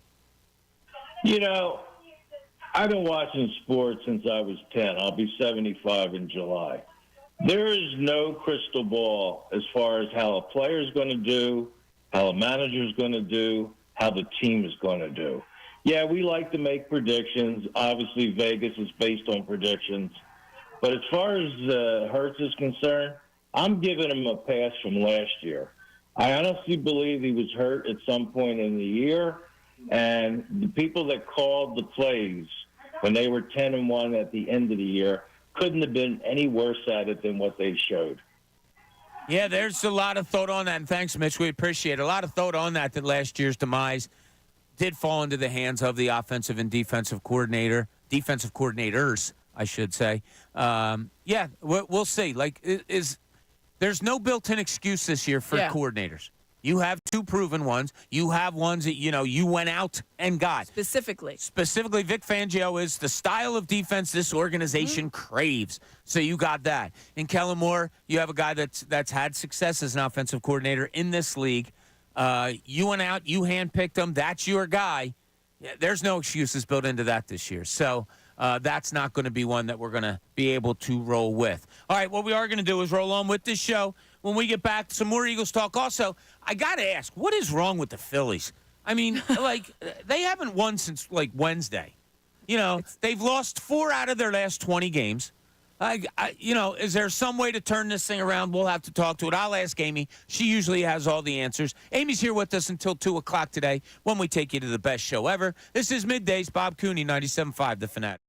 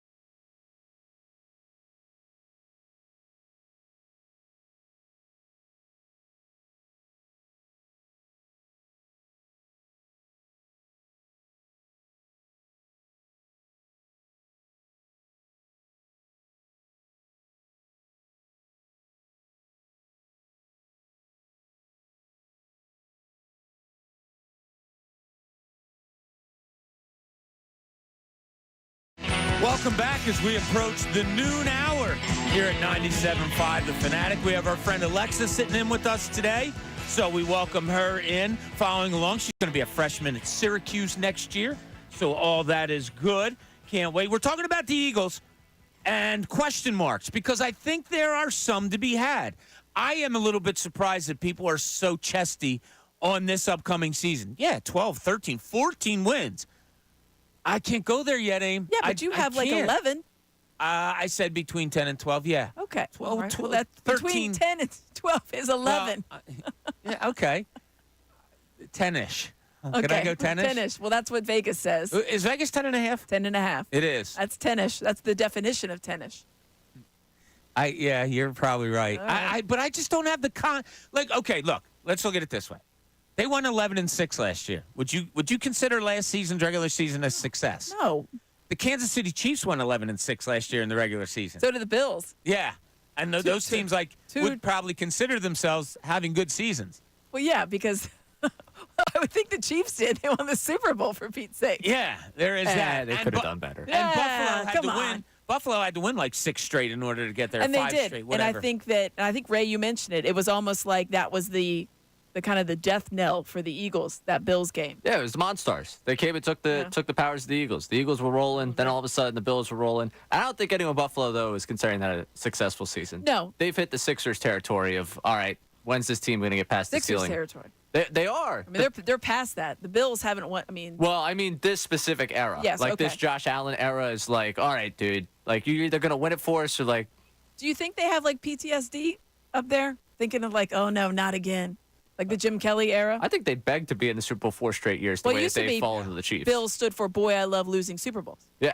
That's nice. Pretty Thanks. good, I Aim. should get that on a shirt. She's good at this stuff. yeah. I did not come up with No, that. she came up with that. It's think she mine. did. I That's Amy's. generated it. You're welcome, Yeah. everyone. Put it on Instagram. Get the shirts going. All right, we had a game in town last night, and your Philadelphia Phillies lost in 11 innings to the New York Mets. I blame myself. I told I you blame earlier Ray. this He week. wasn't there. I was there. He was there. The streak's over. Now, listen, if I was a lesser man, Did you stay the whole game? You- Yes, that's of not course. possible. That's what I need. if I was a lesser man, I would blame Dylan because it was his first game of the season. However, since I am not that guy, I'm going to not blame Dylan. And I want to make sure that everyone out there knows, don't blame Dylan for them losing the game. It was his first game of the season, but don't blame Dylan. Don't blame Dylan. Thank you for putting that out there. Yeah, I mean, we weren't going. No, to. but I I understand. we heard you loud Yeah, and we clear. got it. Someone might blame him. Sounds like Don't you blame are. Dylan. Not no, you. not me. Yeah, I no, wouldn't. no, not Someone you. might. That's absolutely the, like, what is that? Like, oh, yeah, I don't want to talk about that. But you're still talking But about it. listen, no. Someone might say, like, Ray, they're losing games when you go. It's your fault. I would never do that to someone else. So I want to say, don't blame Dylan. Okay, gotcha. Got it. Yeah. If in case you didn't hear for the first time, don't blame Dylan. So I have to ask Amy, what is wrong with these Phillies? That's just tragic. It is. just It's tragic. not good. You know, you only win 3 of 4 You from the could, Mets. yeah, you could blame it on. Yeah, you split this series. Because it's a 2-game It series. was a 2-game series, so they split this series. They swept up in New York. We'll go with that. But Taijuan Walker takes one off the foot. Yeah, so that He was- wasn't going great No. anyway. Honestly, the first thing I thought, I was like, and this is why you have Spencer Turnbull. Yeah, That's exactly. exactly why you have him. Yeah, and the bullpen did okay last night. Alvarado struggled a little bit. A lot of Gave up- command issues. Yeah. Poor JT Realmuto was taking a beating back there. Yeah, and throwing back to the wall a couple of Twice. times. Yeah, that was just odd. But I'll tell you what, I came out of last night's game, and I kind of smiled. They haven't played the best baseball over the last, 5-6 games. Like, there's been some sloppiness. Still And won, though. Stott comes in last night, plays short, and commits an error right off the bat, and an unearned run comes in and all of that. But I thought it was pretty cool. JT Realmuto's up late in the game, hits a line drive. It might have been extra innings or it might have been the ninth, whatever it was. Might have been It was the ninth. caught. It was And it ninth was inning. caught by the second baseman. It was a great, Jake- I mean, just yeah, hit it right where he was. and he hit it on the nose, but it went right to the fielder. And JT Realmuto isn't a guy that shows a lot of emotion. This is a team, as I said, has won 16 of their last 20 games. Things are really good in Phillyville. JT Realmuto was pissed off. Oh, he threw that bat. He Looked like he was hot. going to throw it. Yeah, he was like, had it right up. Yeah. He's not that guy. He's not. He was I fired love up. it. Yeah. I love that. This isn't a complacent team. That's to me, I've said this before, that's the kind of guy, if I was a follower, because we talk about leaders all the time. Well, if there's leaders, there's got to be followers. So if I was a major league player and I was a follower, he's the guy I'd follow. I love how tough he is. I love how he doesn't really change emotion much at all. Mm-hmm. That's the kind of player that I look up to. You can only be a leader to people who want to follow you. So he's that type of guy. When things are going really good in Phillyville, he's had a couple of days off and all, hits a line drive out against the Mets in a game that you're like, okay, you got to lose once in a while. He's not taking it. No. I like that. I like it a lot. There's a lot of fire from him in that situation. Yeah, and I think it just encompasses this team. They don't expect to lose. No. Schwarber said that as much. We expect to win. When we step to the dish, we expect to get a hit. We expect to generate runs. We expect to win. I don't care what the score says. And the thing is, they haven't been out of these games, really, even when they're down, 5-3, 4-2, things like that. That lends itself to their belief. Schwarber had that frustrating at-bat, too, and you saw him really just – yeah. these guys Bad expect to win. strikeout. Yeah, it was a bad strikeout. And he knew it. He knew it as soon as he hit it. And he saw Cody Clemens, I thought, have a bad one, too. Then there was a little bit of a gift from Alec Boehm again. There was a couple of calls that I thought, oh, okay. I'm glad that was called a ball. Yeah. But then Boehm makes him pay on it. And so I think that's why. They believe in themselves because every single player is stepping up. Every single guy at different times of the season has come to the plate or been in the outfield and made a big play. And I think that lends itself to you mentioned the bullpen. For the most part, excellent. Yep. One of the best in baseball. Little bit sloppy last night, maybe sloppy at times before, but I'll take one or two sloppy games over 50. Absolutely. And I'm glad you brought up Alec Boehm because when I was making the show sheet last night, I'm watching the Phillies game. He comes up with the big hit, right? My confidence level in him he's becoming a big-time player right before our eyes. And it leads to my 12 o'clock question. Is there anything in this city that you can label that you have the most confidence in? This is what I have the most confidence in when it comes to sports. 610-632-0975. That's the question I'm putting out to you. We'll give you a couple examples of ours, but what's yours? What's the one thing that you can say I have the most confidence in when it comes to Philadelphia sports? I have a feeling we're going to get some wise-ass answers on this one. We are. Also, we do have a few people on who have tweeted into the show, so we'll get to them. But call in now. Let us know. What do you have the most confidence in when it comes to sports in this city? 610-632-0975. Amy Fadul's with us all day long. I am Bob Cooney. This is Middays 97.5, The Fanatic.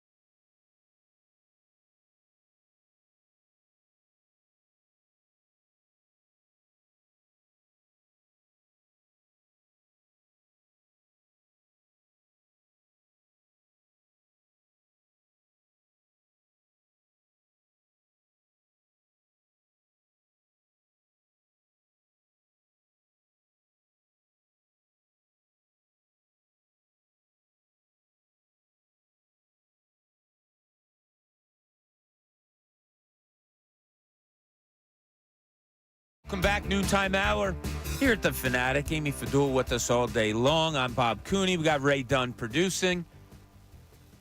A couple of people on the YouTube page have commented about Ray's look today. We have our friend Alexa in with us. I introduced her to Ray. We came into the studio, and she's like, it's the first time we met, and she says, Bob, what's up with that mustache that kid's wearing? I said, yeah, you kind of lost I the bet or apologize. something. It was like the first She thing didn't out of say that. I'm it's the first thing kidding. out of No. Bob's mouth. Here's Ray. The mustache is going away. Yeah, no, I mean, I feel like I have to have a disclaimer with this thing everywhere I go today of like, hi, it's me. Like, literally walking into the building, I was like, if I see anyone out here, I'm going to have to explain myself. And this is going to be the first explanation of many. It's just not something I do. It's not something I acknowledge I look good with. I'm mad that this is part of the requirements of the weekend, but I have never been the wet blanket on fun. I'm not going to be like, I'm not going to be like, well, I'm not showing up with a mustache. You know, if we're doing mustaches, here I am. Let's do it. You're all in. Some of them are you cowards. did it all right. Yeah. Some of them are cowards, not going to their workplaces with mustaches today. I got a I camera got in to front tell of you, me. yeah, you're already one up on them. Yeah. You could have left the whole beard going, I but you could've. didn't. I really because wanted to you know shave why? badly. Because you want to get the hell out of here at 2 o'clock, and you don't want to waste any time. That's right. I got one stop on the way down there, and I think everyone that's listened to me for about 10 minutes knows exactly where I'm stopping and what I'm picking up, and then I'm headed right to That's them. it. And Ray says to me yesterday, he goes, listen, we have to do promos after the show for the next day's show or for Monday's show. So Ray says yesterday, I'm getting ready to walk out. He goes, Bob, wait a minute. What's up? He goes, we're doing promos tomorrow during the show. Yes. Because I am out of here at 2 o'clock. I respect that on a Friday from you. Yeah, listen. Yeah. You're a good man. Need to get out of here. All right, our first question of the day was about what specifically is your question mark when it comes to the Eagles. Ray, we have a few tweets just to finish up on that question because now we are on to a new one. Yeah, we got some people tweeting in, and we tweeted this out at 975 middays. If you want to continue to chime in, I will continue to read them and interact with you on that one. A couple people go in with the pass rush. Kyle Wilson jumping in seriously on this one. Anyone who saw this defense against Arizona and Tampa at the end of the season knows simply changing a coordinator is not the answer. The pieces added will definitely help. From what I understand, Fangio doesn't like to blitz, so while the secondary will be better, will the pass rush? All right, the pieces added will definitely help. CJ, I like that move. Good move. Yes. Is that a difference maker? I don't know. The guy has trouble staying on the field. There has been injuries the last couple of years. He had a terrific year with the Eagles 2 years ago. His best year ever. Is that who he is? Again, like the Jalen Hurts question. Is that who he is? Was that an anomaly? Was he beneficial of other players surrounding him? That was a 70-sack team. That team was amazing. That was a great defense. Everybody showed out that year. Right. Now, I'm not leaning towards the negative. I'm leaning towards why do I have so many questions about this defense? That's another one. Do they need his attitude? Probably. I would love to see it. Is he going to be the player he was of 2022, much like Jalen Hurts? I don't know. That was his best season ever behind a line that got him 70 sacks. Mm-hmm. So we'll see about that. But that's the only really addition that you have. I don't see Huff as an addition over Hassan Reddick. Yeah, I think just don't. That's a big question right Right? there. Because when they let Hassan Reddick go, they let him, obviously walk, and you're thinking, all right, well, you brought in Bryce Huff. Are you viewing him as a 1-to-1 replacement? That's really? And you, let's not forget you lost a Hall of Famer that played over 700 snaps last year. Like, I don't see additions for this defense being something good. What else, Ray? We have another tweet on this? Yes, we do. We got a couple people jumping in. Matt Wilson kind of jumping on this one with the front seven on defense, but also the center right guard combination. Yeah. Yeah, there's a lot of questions I feel like I've seen on the offensive line, and it's just so we're not used to it. No. Not when you have Jeff right now. Stoutland, right? Right, you feel like, oh, they're going to be okay, and Juergens being part of the Stoutland University, as they like to call it, system now. You're hoping that it's going to be an easy transition. He was handpicked by Jason Kelsey to be his heir apparent, but there's still obviously going to be a question. There has to be a question. He's stepping into the shoes of a Hall of Famer, one of the greatest, maybe the greatest in some people's minds, center of all time. And you have that relationship. How can that relationship stay on track between he and Jalen Hurts?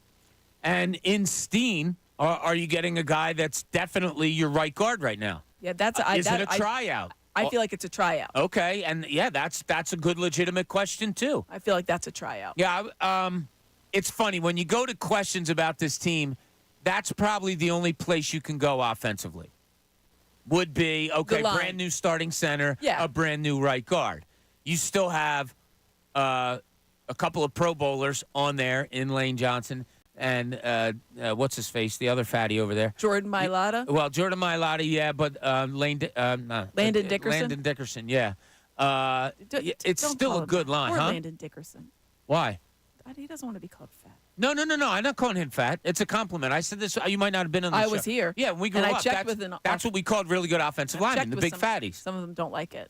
You checked with one. I did. You checked with one, and I know who he is. I did check with one. And I think I talked to him about it. You probably did. Yeah, and he was okay. I talked to Runyon about it before, and he's like, "No, that's like guys that are around my age. That's they understand that. Like that's what it was. You didn't call a guy that was fat and no good a big fatty. You it's had a compliment. to earn that. It is. It's a compliment. Like, oh, he's one of the big fatties, man. He's good. Follow the big fatties. That's what you did. When you ran the ball, you followed the big fatties. All right. But, yeah, I think that's funny that one of the questions went to the Ray, what? He's giving me that parental look of I'm just disgusted with you. No, man. Did you tell me not to say big fatties? No, I didn't. Did I promise not to say it? No, you never promised not to say it. Did I ever talk to you about tinted windows? Oh, man. Let's hear more about it's getting crazy. Worse. So yesterday. I did see a crazy driver, and the first thing I looked at, I was like, oh, tinted windows. Okay, so you did see, but right? I've seen other ones that don't. But yes, it just made me think of you. When I had driving one on the bridge yesterday coming over. I could see in my rearview mirror in and out of traffic, and I couldn't see. I said, I guarantee it's tinted windows. Sure enough, they went by tinted windows. It was a modified car. No, it was a Dodge minivan.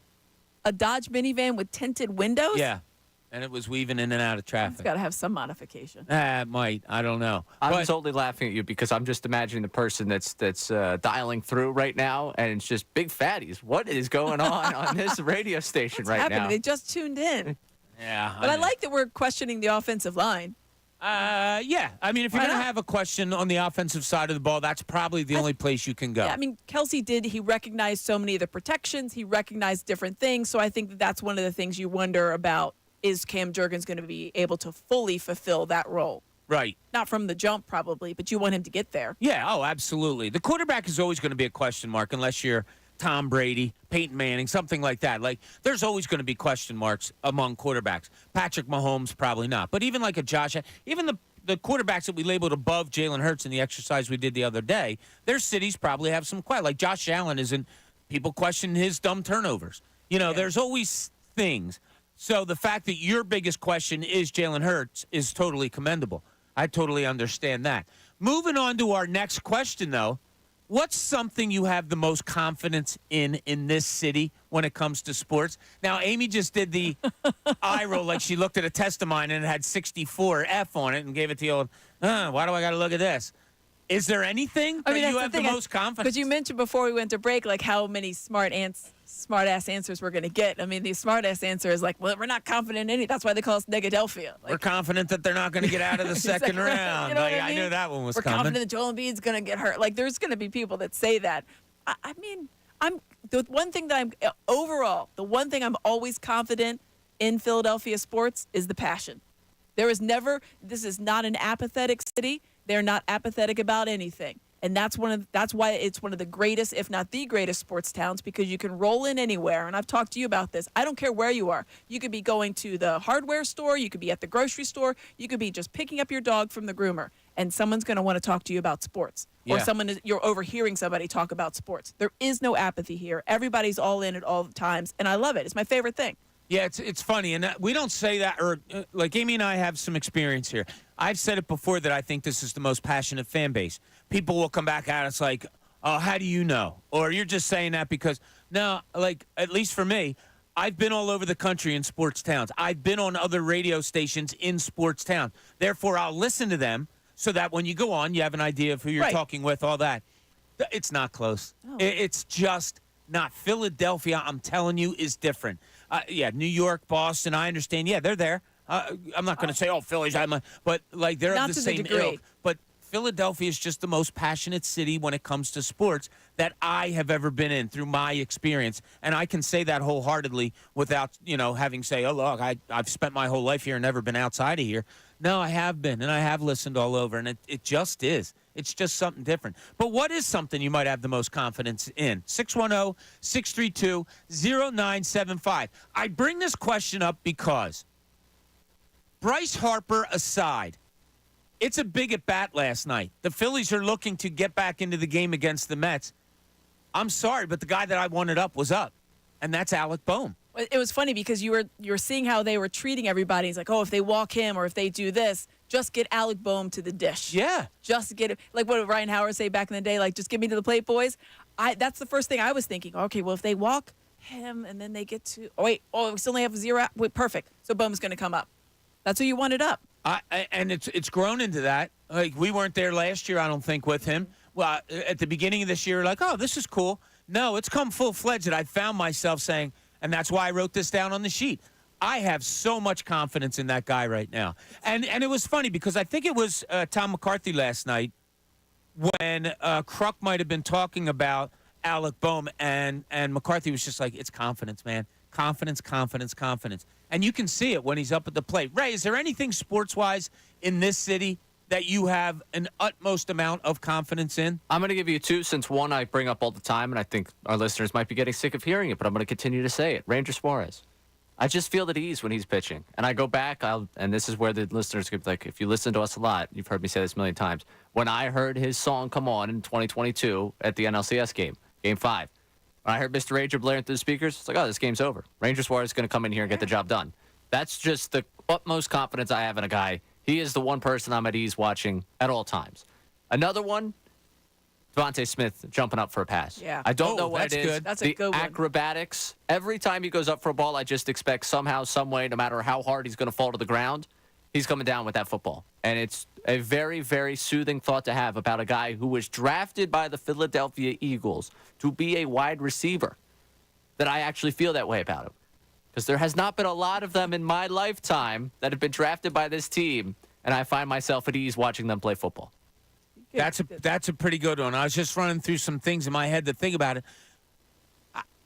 Is it weird that we haven't mentioned Joel Embiid, a guy that's averaged over 30 a game, that won an MVP, that we don't have confidence in his game, that we haven't mentioned him yet? Or, of course you haven't mentioned him. The guy is hurt too often. I mean, the devil's advocate is going to say that. What kind of confidence do you have in Joel Embiid? When he's healthy, that he's one of the best players in the history of the NBA. I mean, he's a guy that can drop 50 without hesitation. He can just turn it on like that. He's a guy that gets better every year. Statistically, that backs me up. But it sounds weird saying it because they don't advance any further, and it's the same thing. So I think that's why. It's just that they're kind of stuck there in that mode. Do you have confidence in John Tortorella? That's a good question. I don't know. I'm still out on. I'm not. I don't know. You're on the fence I'm with a him TBD still. on that. Yeah. I do have one for you because I got the stat from Sean Kane last night, who is the Phillies producer. Also, I'm married to him. I also share a house with him. Bryson Stott, 0-2, or the 2 strikes. Oh, that's a Two-strike great hit. one. 18 this year. That is a great one. 2-strike hits. Led the league last year in 2-strike hits. 18 so far this year. How about that? Was that single last night? Yep. That was a 2-strike, yeah. That is a great one, and that is one that I have the utmost amount of confidence in. As soon as I saw that last night, I'm like, gotta tell Bob tomorrow. Yeah, because think about it. Nick Castellanos gets down 0-2 or 1-2, whatever. And 2 years ago, Nick Castellanos, I think he went up to the plate and they just put the scoreboard at 1-2 because it seemed like he was battling a 1-2 count all the time. When he has 2 strikes on him, my confidence level, although he did, I believe there was 2 strikes when he got the sacrifice fly last night. That sounds right. Yeah, so that was good. But just think of the level you have of confidence when Castellanos has 2 strikes and Bryson Stott has 2 strikes.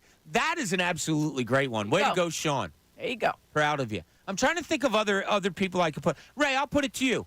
John Tortorella, what's your confidence level in him? Well, if we're talking about collapses down the stretch and how it impacts a coach, I mean, wow. I'm not going to tell you it's totally been abandoned, but I think it certainly took a little bit of a hit there. You know, he tried something, it didn't work. Clearly didn't click. He had this group playing above their head, but I can't just sit there and bury my head in the sand and say that collapse didn't happen. That didn't happen under his watch. He doesn't have the same level of frustration from me that I have with Sirianni because Sirianni, I know, had the talent. And that was more for me the how in the world do you let this happen? But yeah, I mean, if they figure out a way to win just like one of those games, we talked about playoff hockey in this town. They didn't though. So yeah, it's I would say wavering, not fully there. Okay. All right. Wavering is fair. Let me go to another coach. I'll start with Amy. Nick Nurse. I have confidence in Nick Nurse. Yeah. Yeah. I'm not the most confident of any of the things that we're talking about, but I have confidence in him. Okay. Confidence level, Ray, for you with Nick Nurse. Yeah, Did it waver after this? They lost in 5 games to the Knicks. 6, but Was it 6? yeah, it was. They You don't lost in remember Game 6. 5? Oh, yeah. Yeah, Embiid had 50 in one of them. Yeah, Maxey that's proved right. himself a closer in another one of them. I move on to the next day too quickly. Yeah. You forgot- Sorry, Literally forgot about 12-17. Game We'll Yeah. have that one for you coming That's up in right. Six about was an a hour. good game. Yeah. Huh? Yeah. Gosh. Who's Maxie? What's happening? Well, It's one of Friday, our, Bob. Where's One Eric of our Snow? YouTubers did say, confident Tyrese Maxey will go down as one of the most beloved Philly athletes in 25 years. I think that's already been a lock. He's already there. He's already there. He got the Good Guy Award yesterday. Sportsmanship award. Yeah. Joe Dumars, this is funny. Somebody It's brought this named up. after the Joe Dumar. Who played on the team called Bad Boys. The Bad Boys, like who were in fights every other night. But people and they loved name an him as a award. teamate. They do. They did love him as Yeah, a teammate. he has a no very question. good reputation. Had That's a pretty good hilarious. good run as a general manager Yeah. also. Yes. But yeah, That's just hilarious. I just thought Because that was funny. People of a certain age remember him only as one thing, and it's the Bad Boys. yeah, The Pistons Bad Boys with Rodman and those. They're fighting Bill everybody. Laimbeer and They're aggressive. I do have one for you. A lot of confidence that John Middleton will pay whatever it takes to bring in whatever player he needs it's still to this day. okay. I don't. Okay, that's what I was going to ask you. I don't because I don't until another contract is over. How okay. about that? All right. Is there one that's going to be over pretty soon? No. Castellanos has 3 more years. Yeah. Trey Turner just started his. Bryce Taiwan Harper's- with 2. Wheeler's got 2 more, but he's going to retire after that, he said. Yeah, so, Okay. huh. That's a I- caveat then. You have an asterisk by it. Yeah. Confidence that that Scotty Scheffler won't get arrested anymore. Confidence that's the only arrest on his record. Yeah. All right. For those who are just joining us and might not have heard, Scotty Scheffler going into the PGA Championship today, there was an accident before he was there. There was an accident in which a shuttle bus unfortunately hit a man, killed a man at the entrance of the golf club. Scotty Scheffler was caught in the traffic behind it. He tried to get around. Apparently, according to reports, a police officer was telling him to stop. Scheffler did not. He went about 10 more yards, according to the report, and either drugged the officer or something happened where the officer went down. Scheffler was arrested, mugshot, all of those things, but was let out in time to get his tee time. So, like we were joking in the bathroom where people, we're not joking about a man getting killed. Please don't. That's horrible tragedy, and thoughts and prayers go out to his family, obviously. But, could you be any more, I don't know, uppity as to say, whoa, I got a tee time, like at a traffic jam. Not saying that that's what he said, but the police report did come out, and it did say in the police report that the detective had a pair of $80 pants on that were irreparable. Yeah. That actually came out in the police report. So now we're going back and forth, because now it's bathroom talk. Like, what the hell kind of a police report is that? And I called a friend of mine who was a police officer, and he did say in his 25 years of police work, he's never heard of anything like that coming out on a police report. I start to wonder, wait a minute. Is this Detective Gillis, I think his name? That's correct. Yeah. Is he a guy that back at the precinct, They they're busted like, chops. he's a little bit of a go-hard, man. What happened? His pants got ripped? How much was the repair? 80. Oh, they were $80? Okay, yeah, let's put that in the report. I wonder if there's a little... Someone had to note that the pants were damaged irreparably. Someone noted it. Did they have a seamstress on hand that deemed them irreparable? It's like when your car gets into an accident, there's an accident investigator, an insurance guy. It's like, all right, we can't fix that. Yeah, like Can't fix your car. Yeah, somebody looked and said, nope. According to the report, that he had an abrasion on his knee. So And we hope Detective Gillis is fine. We hope he's okay. He did go to the hospital. So hopefully, he is all fine. But yeah, it's kind of weird. Now Mopar's mad at me. Report says he flashed his credentials to the officer. I did not see. We have not seen that in any of the stories I've not seen that that. we saw. Again, let's let it all play out. The pants ripped would tell you he was attached to the vehicle. Well, yeah, he said Come that on, he was. Bob. We They already said that he was attached. That and he was attached to the vehicle. He Yes, fell we down. already said He was that. pulled down. I guess. Don't get mad at me. I don't know what you're getting mad at. So the car accelerated because he was trying to get around, and that he then fell down and was pulled down by the car. Right. Being that it was going forward, and that's when it Right. literally says an abrasion to his knee and That's wrist, what it and says. I think, and something and with some the wrist. swelling in the wrist. Yeah, I imagine yeah. if you go down, you plant your wrist. I don't know. Yeah. That was So. bad. But I would think if I was Scotty Scheffler, I'm showing my credentials because at the time you think it's a person directing you around, and here's why I need to get around. Like I remember, true story. Yeah. I'm going down to cover the parade for the Eagles Super Bowl. We get there really early. I live in South Philly at the time. All roads are closed. They were supposed to be closed at 8 a.m. I knew that. They closed them at like 7:15. So I'm trying to get through, and I'm just flashing anything I can because I have to get through. I have to be on air. Nothing. Come on, Bob. I'm flashing any credential I have. I'm showing my driver's license. I'm showing my NBC Sports Philadelphia ID. I'm showing my silly parking pass. Not that would get me anywhere, but I'm just showing them anything I can. And there was one cop that was like, "Oh, I got you. I know where you need to go." Yeah. So he took me down another way. A very nice. It was actually two: a police officer, a woman, and a man. That they saw. I was like, listen, I'm going to be on in about an hour and a half. And I thought you guys were closing. Yeah, we thought we were going to close at 8, but we closed at 7, and we didn't. I was like, oh, I didn't know. Right. Yeah. Sometimes you have to get where you have to get, and that might I have had been to get the through, case. and they were very Yeah. nice. So, but I did not. They did not.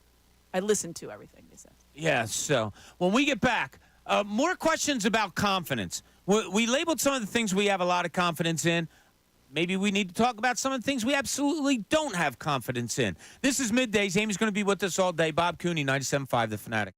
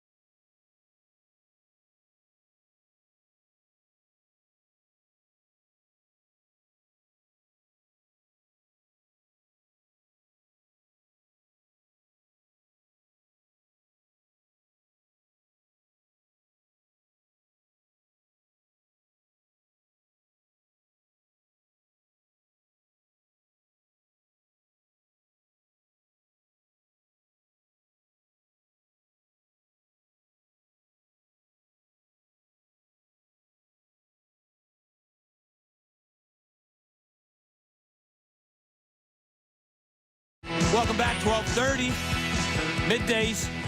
Amy Fadul's with us today. Aim, just want you to know that yesterday in County Cork, Yes. Springsteen had a pretty awesome set list. I mean, for a person that's not obsessed with him, you're checking Oh, down I'm the not. set list Well, you have to. overseas. Do you? Yeah, because when the show comes to you, which You is wanna going see? to come, yeah, you got to see where it's going. Now, this is interesting. Okay, so this is kind of, so I'm driving in, and I heard Andrew was talking about on the morning show how he's a menu reader ahead of time, Yeah. right? And some people are and some people aren't, especially if you're, so I'm going to a show of an artist that I've never seen before. And I might be more inclined to look at the set list than I would if it was an artist that I had never. So why would you want to see the set list of an artist who has not released new music in 20 years? That's not the case, though. Okay, in 10 years. When's the last No. time he had a new song? He said his new song's out? He had an album out last year. Yeah, he's Of had two all new new albums songs? out over the last, 3 years. Yeah. Oh, that I did All not new realize. songs. I'm saying I'm not a Springsteen person, so I didn't know that. So is that why you need to look at his set list? I don't. Maybe I am a little obsessed. Right? Because, I He's mean, obsessed. No, Right?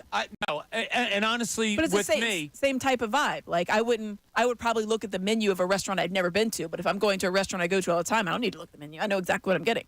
Or Good at least one point. of two things. my fascination, it's not an obsession. I like you guys know I'm fans, but it's a fascination with me now Okay. that at 74 years old, somebody is playing what type of music. And to see somebody at 74 not mailing it in. Right.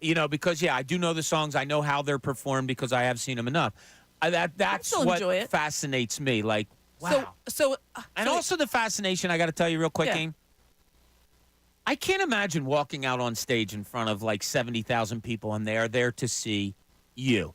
And I was interviewing Bon Jovi one time, right? And I asked him, I was like, John, he was all into being the owner of the soul and very, very into it. You know how Yeah. much you were there too. Yeah. And I was like, John, what do you get more thrill out of? I said, I've been with you during games and, I covered the team for a little bit.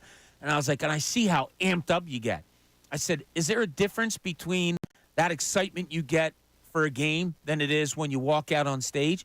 And he goes, nah, yeah, it's a lot different because when I walk out on stage, I could do a show automatic pilot. And I was like, that turned me off because it doesn't mean he's not giving it in. It doesn't mean he's mailing it in.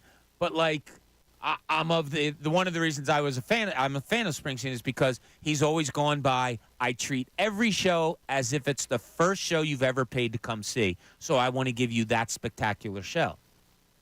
It's just I'm a words guy like that. So it bothered you the phrasing that John Bon Jovi that used? he Because I think it was he probably meant that that's his comfort zone. Probably. Because I I remember probably read too much into we it. talked to Matt Breen last week, and one of the things because it was one of my favorite articles. He did this great series on what are those '08 Phillies doing now, and one of the pieces he had was on Jason Worth and how he's gotten into this horse racing and the whole gig, and how nervous that makes Jason Worth. Isn't that funny? It, literally to the point where he wants to vomit and he has to sweat through his shirts like he couldn't. It's a great article. You can still find it on Inquirer.com. But it was interesting. If you asked him did the World Series make him nervous? Not like that. Yeah. That's fascinating to me. It is. I guess maybe it is a comfort level. He doesn't have So any. I don't want to speak out of turn for John Bon Jovi because Sure. we're not friends. No, John and I are not friends. No. But that's like I my said, I assumption. was just reading That's words. my assumption. But that's funny you say that. Jason Worth could control a part of the World Series. He can't control that horse No, race. there's nothing he can do. Yeah, that's got to And be he's a weird watching thing. his horses go out You know there. what? It's probably like playing for us because we have to dumb it down. Like playing our high school, college sports that we did, and you can remember the feelings you had there. But then watching your kid play. Oh, it's totally different. That's if you could have seen Amy's body reaction when I said watching your kids play, Yeah. she was just like, Yeah. "Oh my god!" Like, Because it's life and death. It's nerve-wracking. It is life and Yeah, death. it's nerve-wracking. Yeah, It's fun, but it's nerve-wracking because you can't control it. Oh, so I it's would fun as assume there's hell. some kind of. But I get what you're saying. So let me ask you about a Bruce Springsteen set list because when I think of Springsteen, I think of 20 songs and they all came out 20 years ago plus, and I think that's all he plays. Does he play new stuff? Yeah. There's a Do you lot like of new the new stuff. stuff? Not as much as the old Well, I stuff. feel like There's that's- a couple of new songs a couple of them. No offense, And- I would want to just see. No, I hear you. All the old stuff. And believe me, big fans of his don't like the new stuff. Yeah. Too. Everybody, look, and I have people on here. Bob, I love you, but seriously, I hear you. I don't ever judge anybody on what they like and don't Yeah, like. you can like it. And well, I'm the that's one that fine. didn't know That's he put okay. out new music. Yeah, I didn't know that either. he put out didn't Western Stars was a album that he just recently put out. We do know how to rickroll somebody, though. Yeah, we do. So Yeah, there is that. I think if he's taking We it have to to we have to rickroll Bob at some point. yeah, we do. We will. He's not even gonna know what hit Yeah, him. it won't. He'll He'll just be wonder so why you sent me confused. this. Yeah, he'll be so lost on that one. Give us that sponsor. Yeah. No, You I'm enjoying just- the 12 I'm just o'clock waiting hour? for you. I just don't. It's great. You two seem real easy to team up on me, I'm sorry. and I gotta say I'm not a fan of it. I'm just gonna say it It's right out. Okay. 12 o'clock hours brought to you by Service First Heating and Air Conditioning. Get 0% financing for 72 months and a $500 rebate when you purchase a complete heating and cooling system from Service First. Learn more at servicefirsthvac.com. Now, Amy and I were talking about this the other day, likes and dislikes of that are kind of like off the beaten path, right? we were talking about like different Pimple sporting popping. events. Oh yeah, no, that's Remember? yes, it was true. Yes, and you brought that up. Alexa just looked at us like we're What? crazy. She came up. She's like, "I'm sorry, did." I don't Yeah, think in her so we were shadowing talking she about got like pimple popping people come have up. some things that they just like to watch, listen to, something that's kind of off the beaten track. Yeah. There's a television show called Dr. Pimple Popper. I'm aware. Very popular. Like Yes. very popular. I said to Amy, yeah, maybe once in a while on my phone it'll pop up on YouTube like a blackhead popping thing, and I'll be like, oh, cool, let me watch that for a minute. Like that's cool to me. Cool is a strong word. Maybe, but I was talking about like a lot of people like ASMR, like that's very soothing. I think people would think pimple popping might be soothing. I don't know if anybody except for you thinks it's cool, It's but interesting, fascinating. yeah, fascinating. All right, we'll there go you there. go. We'll go that one. That's cool. No, I'll go cool. Hey, Brian Marland. He is the man. Because our last question was, name something in Philadelphia sports you have the most confidence in. And Brian just so happens to be the father of our friend Alexa So he here. texted this in. He texted this in. Jake Elliott. And as soon as she said it, we were both like, oh, of course. Yeah. Like Super confident. sirens went off. Yeah. That's Automatic. absolutely one. Yeah. No question. All right, Ray, we have some YouTube comments that you wanted to get to, maybe even a text also, since things are falling apart here quickly. The text was Matt and Cherry Hill saying Jake Elliott to kick a field goal. Oh, That was okay. the confidence. So Oh, there you right go. there. Mopar earlier had one that was near and dear to my heart. Mopar said Rob Thompson. Okay. I like it. I I think the players are supremely confident, and that makes me confident. I'll go with that. But you're not there. I'll say out of the four coaches, he's top four. No, Top two for you? No, yeah. no. Let's quarter he's him here. probably top one. He's top. I like last night again. Bryson Stott out of lineup against left. Like stop. Oh yeah, Stott was out. Yeah, Came in. Came in. Yeah. Well, if you had him in, you might not have had to bring him in. I don't No? know. That's the only thing that I am. You think he fiddles with the That's the lineup only too thing much? that leaves me lukewarm. I'm not going to say I hate it because I'm not going to argue with it. You know, yeah, the guy hasn't won since Wednesday. But, like, that's the only thing, Ray. I got to say, it does. It's to me, it's a little too much fiddling with the lineup. So when they were playing in the wild card series and they won both those games against the Marlins, Brandon Marsh was not in the lineup either of those days. Are you upset by Marsh not being in the lineup then, or you just celebrate the result? I celebrate the result, Ray. Like I don't know. Like this guy just keeps winning. It's He does. And I look, okay, is he the greatest of all time? No. No. Is he great for here, right here and now? Yeah. Can I have some thoughts on maybe something that I am lukewarm on? Yeah, I can. Yeah, you can. Because you're always looking and for perfection. Yeah, and I could argue back that I'm not bothered by it. That's all I'm saying. You know, that's not an argument. That's just your statement. Okay. I'm lukewarm to it. That's all. I just think it works. It has worked. You're absolutely right. I don't know if he wouldn't have the same success if he played the regulars a little more often. Okay. They wouldn't have as much success if it If they had a regular was lineup. more. Like, if he would have played Stott last night, they would have won. I don't know, Ray. I don't think that. I don't know, why if you're that's arguing with me. necessarily the case, Bob. It's just Who had, I don't either. who had that error at shortstop? There you go. See, you're doing it again. Thank you, Amy. You're doing it again. No, thank you. I'm The sorry. frustration level. Hey, listen, I'm just. Sorry. When you look at this team, they have the best record of baseball. Yeah. Like Okay, they've well, then got there's there. nothing wrong Yeah. with them. And I think No, there could be things wrong with them, Bob. I'm just saying the And I'm point not of the saying this is wrong. I'm saying it's something that leaves me Yeah, lukewarm. and you've been consistent on that. You've Yeah, been so consistent. I understand, and with I'm that. consistently on the other side of that. I'm left perfectly fine with the way he manages his lineup. That's because you go to every home game, so you get to see every player the more he changes the lineup. No, that has nothing to do with it. I think, honestly, me going to every game, I would want to see Bryson Stott out there because that's one of the guys that, oh, yeah, I'm really excited about. Am I more excited to see Stott or your guy, Whit Merrifield? I'm always more excited to see Stott. Okay. So that I say it's lukewarm when I see Whit Merrifield. Why would But I you understand argue? why he's doing it. I understand it. I don't think he has to do it as much as he does. I think all. he's done it to a perfect amount. This Okay. team will be ready to Well, go come the October. Phillies are perfect according to you. That's not what I said. Perfect amount. All I said was I was lukewarm about something, and you got your panties in an uproar. I just don't like the Thompson slander from you. It's not. It's not slander. It's slander. Wow. It's close. It's slander. All right, when we get back, we're going to take a razor and put it to Ray's face because I'm getting tired of looking at that mustache. We have a whole lot more to talk about. We got Phillies, Flyers, Eagles, Sixers, Union. I don't care. We'll talk about it all. PGA, Scotty Scheffler is out of handcuffs and on the tee right now. All right, we'll be back. This is Middays. Bob Cooney, 97.5 The Fanatic.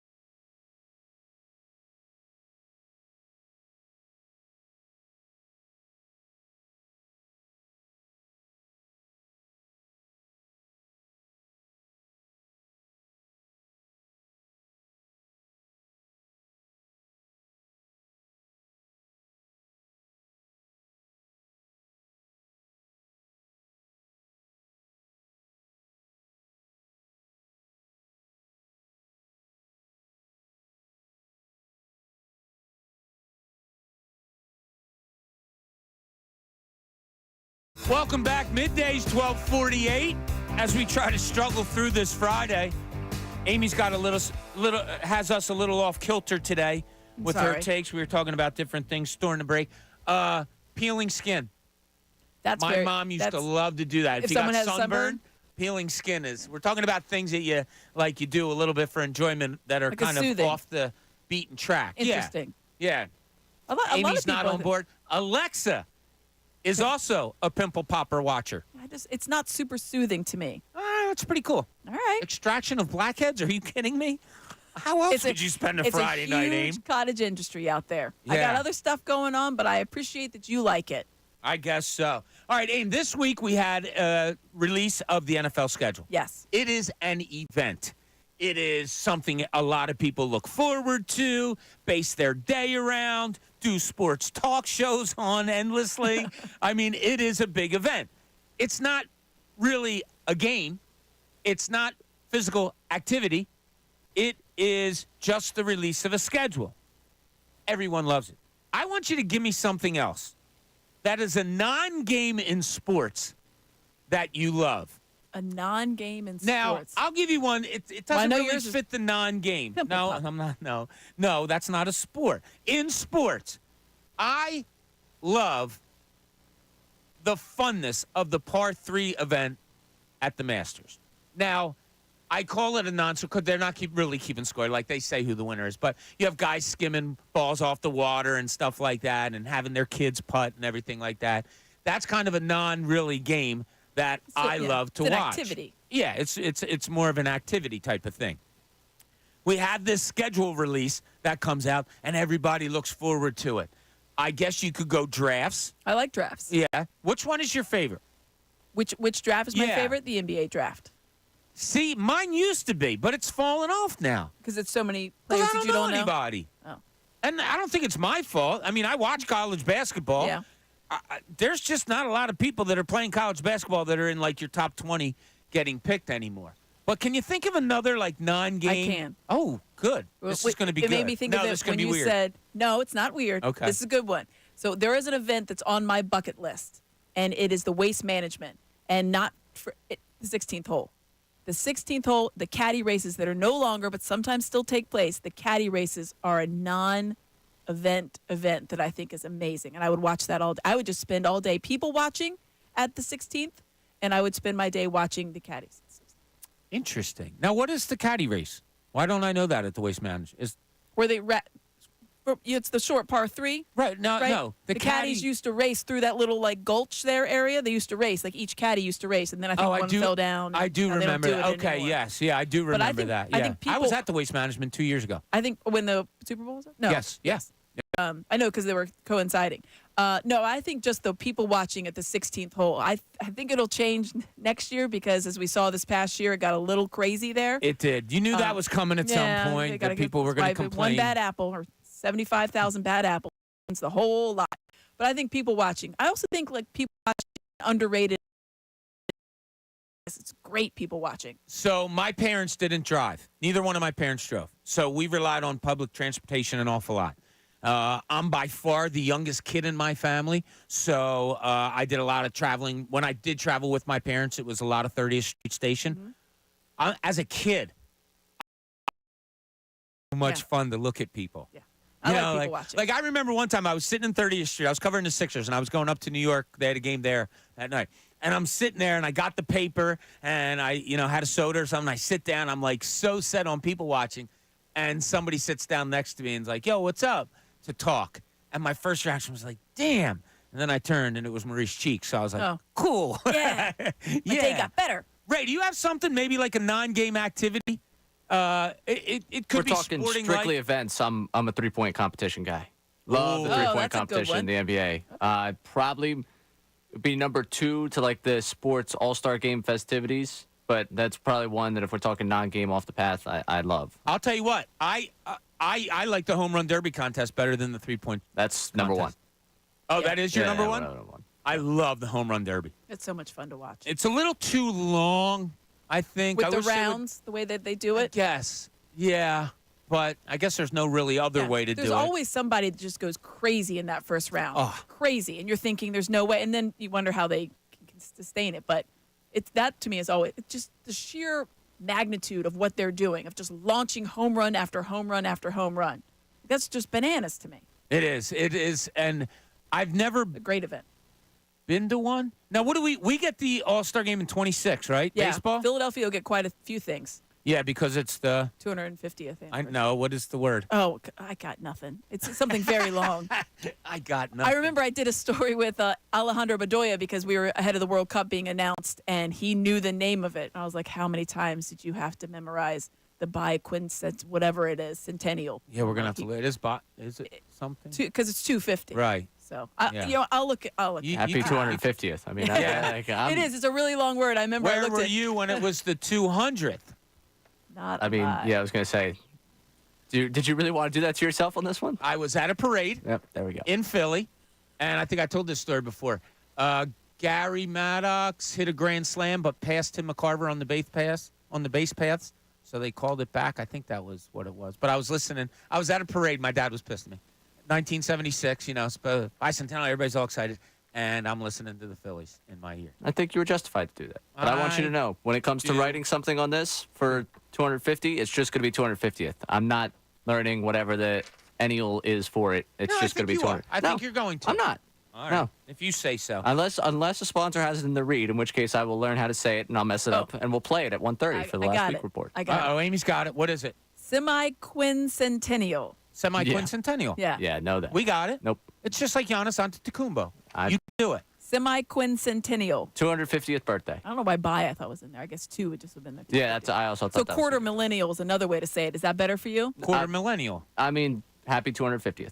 So semi-quin I would think that means quin means 4, so semi would be half of that, so that's why. And centennial is 100. I'm starting to get with Ray on this. Sorry. Happy That was my- 250th. Happy That was my 250th. Latin that Yeah. came out. Sorry about that. Atta Oops. girl. All right, we get back. I had an epiphany once when I was 17 years old. I don't know if I've told Amy this story or not, but a lot of people have epiphanies while watching a team. There's probably been a lot of them as you've been watching these Philadelphia teams over the last few years. I'll tell you what mine was. Let's see if you have one. 610-632-0975. This is Middays. Bob Cooney, 97.5 The Fanatic.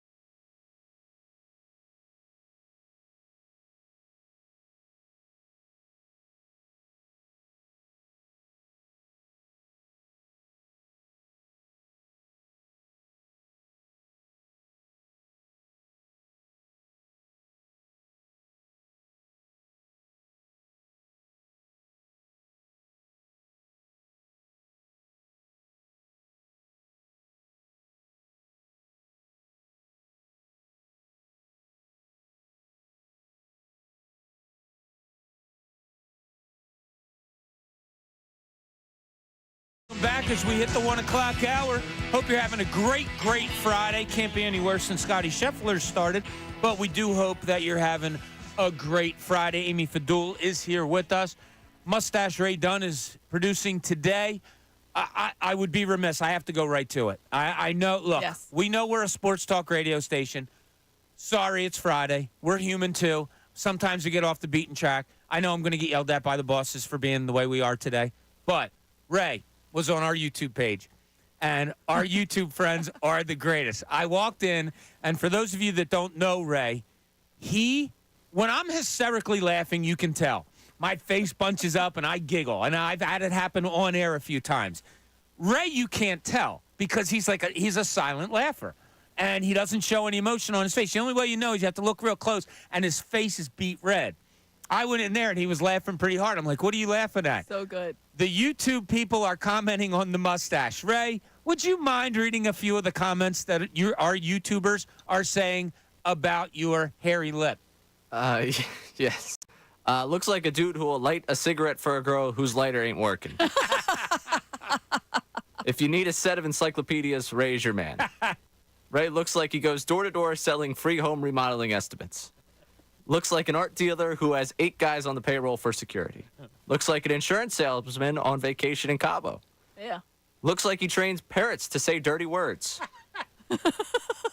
Looks like he has a greenhouse growing a crossbreed between tulips and orchids. Looks like a guy who owns a Subaru with a fish sticker. Let's see. There's a couple more. There's one at the bottom that's really good. Looks like a bar owner in Key West. And No. looks like a guy who uses a half a bottle of cologne and before leaving the house shoots a finger gun at the mirror and says, "Still got it." That one got me. But the comparison to Richie Cunningham also got me. Yeah. No, That's not bad because That Richie one. did grow a mustache, did. if I'm not mistaken. I think to try to look tougher.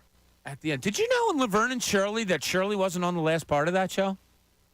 No. This is weird. All right. There's reasoning to it. The other day on Twitter, it was the anniversary of the last show of Laverne and Shirley. What year was that?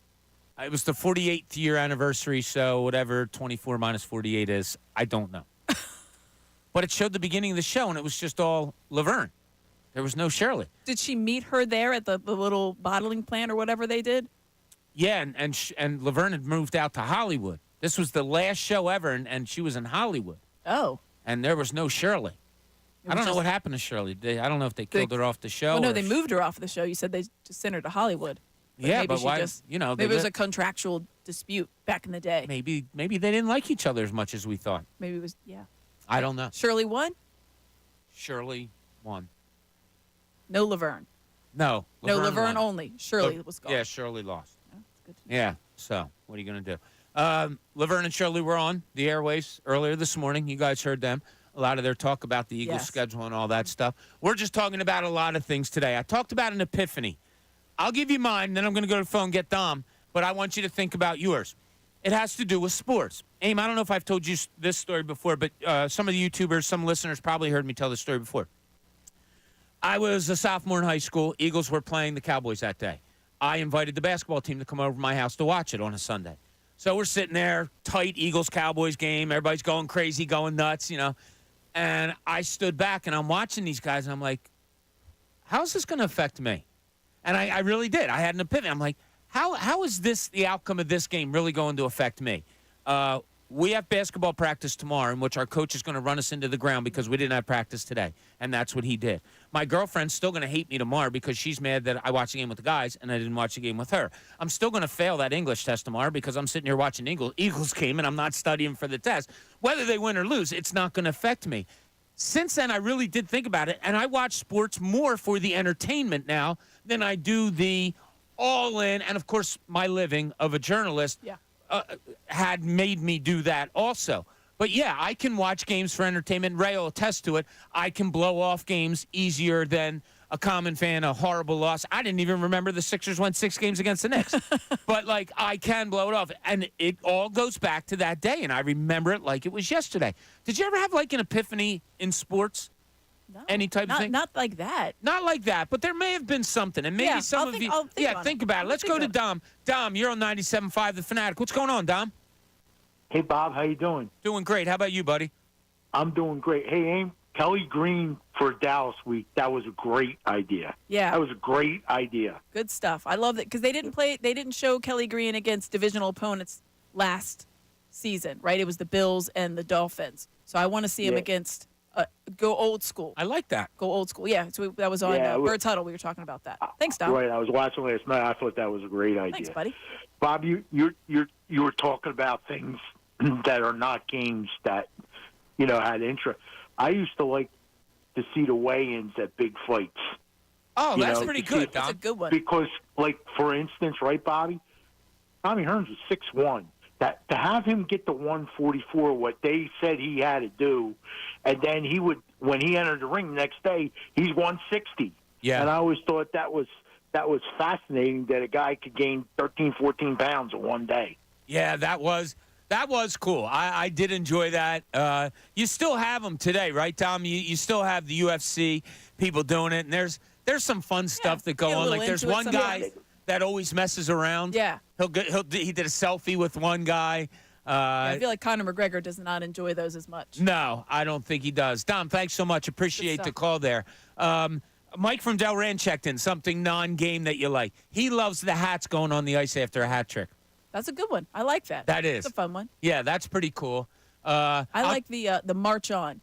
That's what I like. The march on for the cadets and the midshipmen. Oh, yeah. Yeah, that is a very, very cool tradition. Ray, do you have another one, a non-sports one, or no? We got a texter checking in, and then I got one that I thought of right off of that. Rich from South Philly, I enjoy watching batting practice. When I was a kid, my dad would take me down there. If you were by the rail, you'd get autographs, plenty of room to chase down foul balls. I have two great memories from batting practice. One, first year Citizens Bank Park, we had seats in right field. Took my son Bobby, when did Citizens Bank Park open? 4? 04, yeah. Yeah, it's the 20th anniversary. So that's 20 years. He was like 8 or 9 years old. Okay. Take him to see batting practice because Barry Bonds is on the other team. Feared for his life after like 2 home runs, hit seats next to us that I thought were going to break the seats. I scooped him up and ran onto the concourse as quick as I could. Another batting practice one, he was older, but still Bobby, like 13, something like that. And we had seats in left field, and he went up to the railing, and whenever a fly ball would come to an outfielder, sometimes they chuck him up. All the kids yelling, yo, here. Bobby, Mr. Smith, please. And the guy looked up and went, you, right there, number whatever, and threw him a ball from there. All because he yelled out, please, and called the guy by name. Right. So those are my 2 favorite batting practices. What's yours, Ray? You said you had one. Yeah, one more that I thought of just with the march, the walk-in for Virginia Tech football when they go Enter Sandman and that whole thing. Like those types of things get me. Yeah. I really want to go to a Virginia Tech game. Strictly, like I could leave. Thursday night, though. Yeah. Yeah, you got to go to a night game. Right, I got to get the night game, but I got to get out of there. I think I would go just do like the entrance. I'd be like, all right, good for me. I'm done. I don't think they've been. My mind's kind of spinning the stuff that I'm missing that I would really like to see. But, we got to mention, since we mentioned it the other day, Caitlin Clark did make her home debut last night. They got crunched. Look, there was a reason she's the number 1 pick and she went to that team. Because that team's not good. So they absolutely got smashed last night. I don't think she had double figures. I think she only had 7 or 9 points or something like that. But I did see earlier in the day that the Indiana Fever, the team that she plays for, they have to look to change the venue of where they're playing because where they're playing isn't holding enough people. No, it's not holding enough people. Yeah. Or media or any of that stuff. They're not able to accommodate a lot of people. Yeah, and it's kind of wild. And I love one thing that I saw on Twitter. I didn't watch that game last night because I was watching the Phillies, but I think it was on Amazon maybe or something, and I don't know if I have that. But she was coming out of the game at one point, and look, this WNBA thing is going crazy. A lot of it because of her. Yeah. I'm not going to say all because of her. You would think it'd be easy for her to go out and just play, and like whatever. This league's all about me now. She was pissed when she came off the court, like she wanted.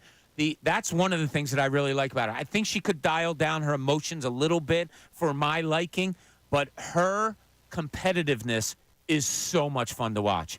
And I think her biggest competition is her. Is herself. And that's what the great ones have. And you've seen that even in the tournament games where she gets so down on herself and you've seen her dad sometimes yell like, hey, listen, you got to you got to stay in this one, because sometimes if your emotions are too high Right. or even too low, you can get yourself out of the game. And that's Exactly. the competition that she's facing right now. But yes, there is more interest in the WNBA because of her, but everybody now is tuning in, I think, across the league, and they're realizing, oh, this is all right. This is pretty good. Yeah, it absolutely Good is. stuff. Yeah, it absolutely is. And I liked watching her in college because I liked the way the team played also. Yeah. I thought that Lisa Bluter, the way she had that team playing with outlet passes, and if you notice, after baskets, you never had a guard coming to the ball. They were always running up the floor for that. I just enjoyed the style, and, of course, Caitlin Clark had a lot to do with it.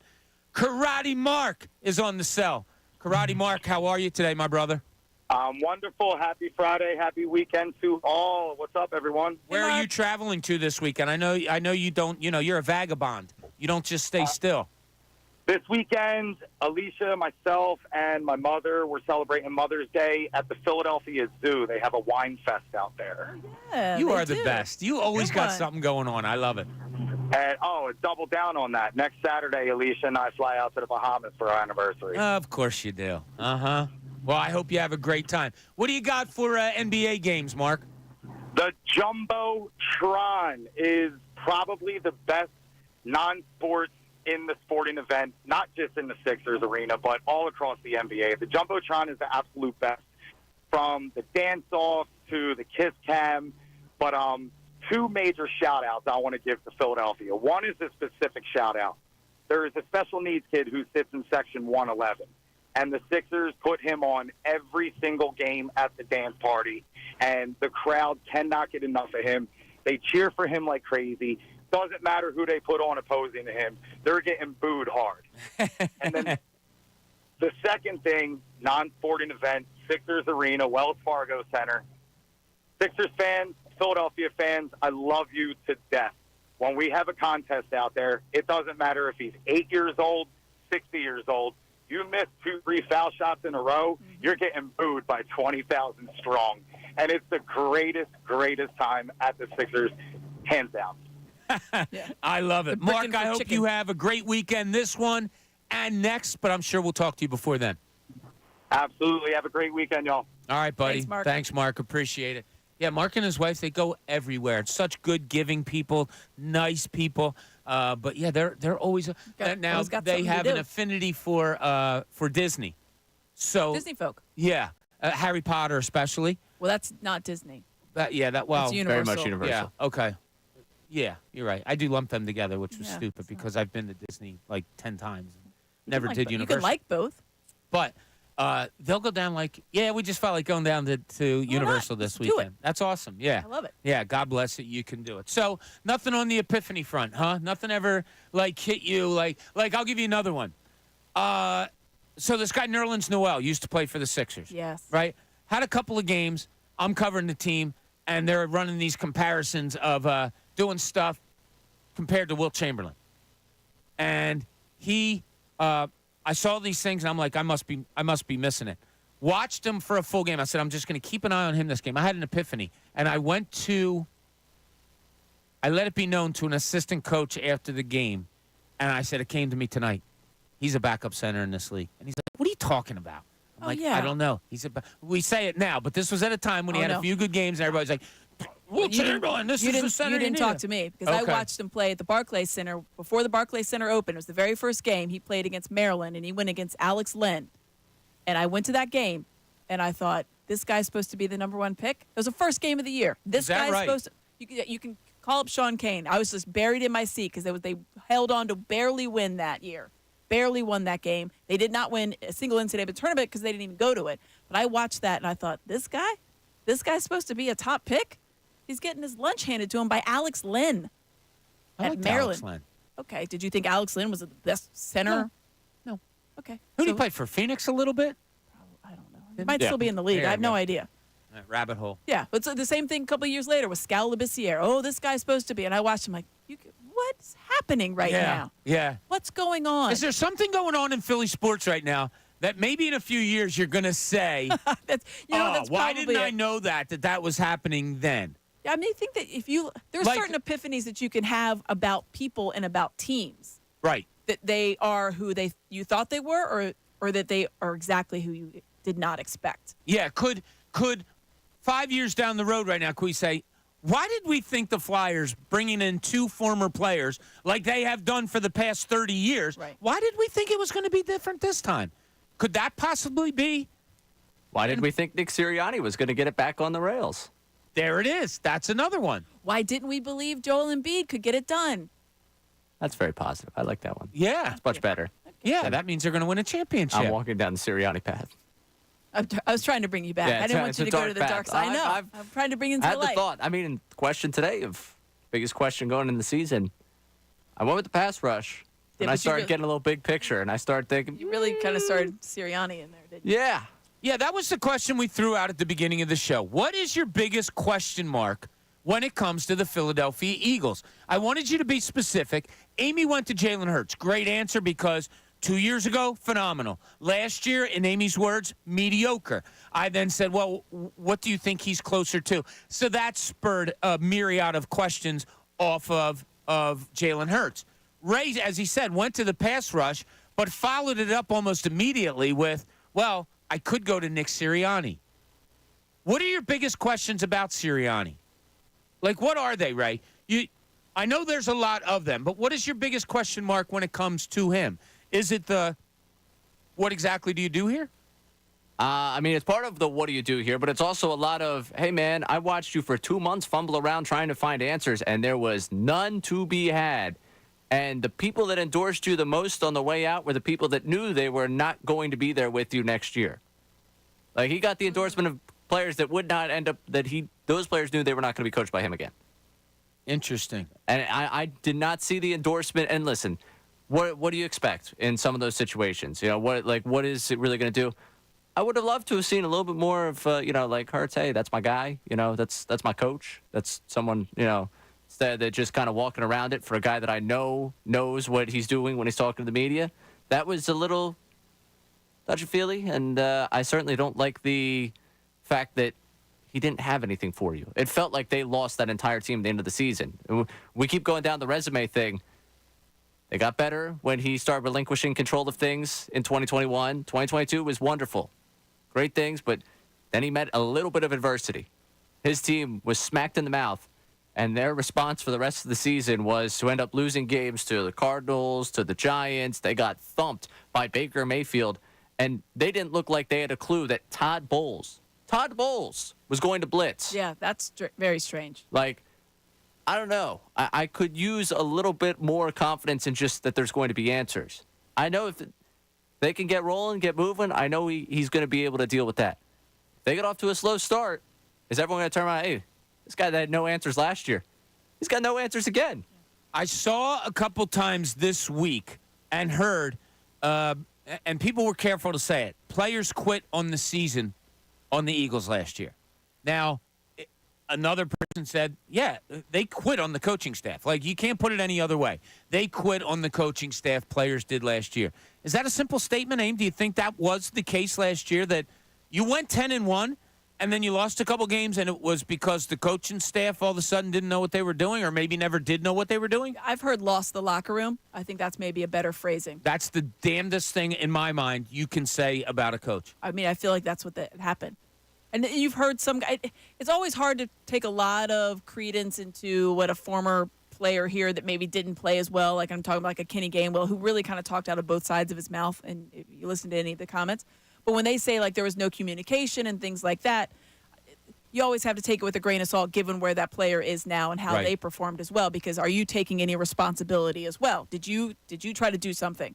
But I think that there was definitely a disconnect between the coaching staff and that locker room. I think that it's hard to say that there wasn't. Yeah, you're absolutely right. It is hard to say. I always did feel that way, and I think it came from coaches early on in my career that said, like, the most damning thing we could ever hear as coaches is that we lost the locker room. Control of your team. And that was probably the biggest asset that Nick Sirianni has had since he's been here, right? Yeah, agreed. Yeah. That was like the one thing they said. And now going forward, he's the guy that keeps everybody together. He gets everybody to buy in. When you're asking what his role is, that's what his role is now. So yeah, it's a little bit concerning maybe. Yeah, so that is a big question mark. Nick Sirianni and this Philadelphia Eagles team? Is he the biggest question mark? We have time. If you want to chime in, 610-632-0975. What is your biggest question mark when it comes to the Philadelphia Eagles this season? When we get back, that's right, it's the last week report. I think I'm going to be pretty prominent in it,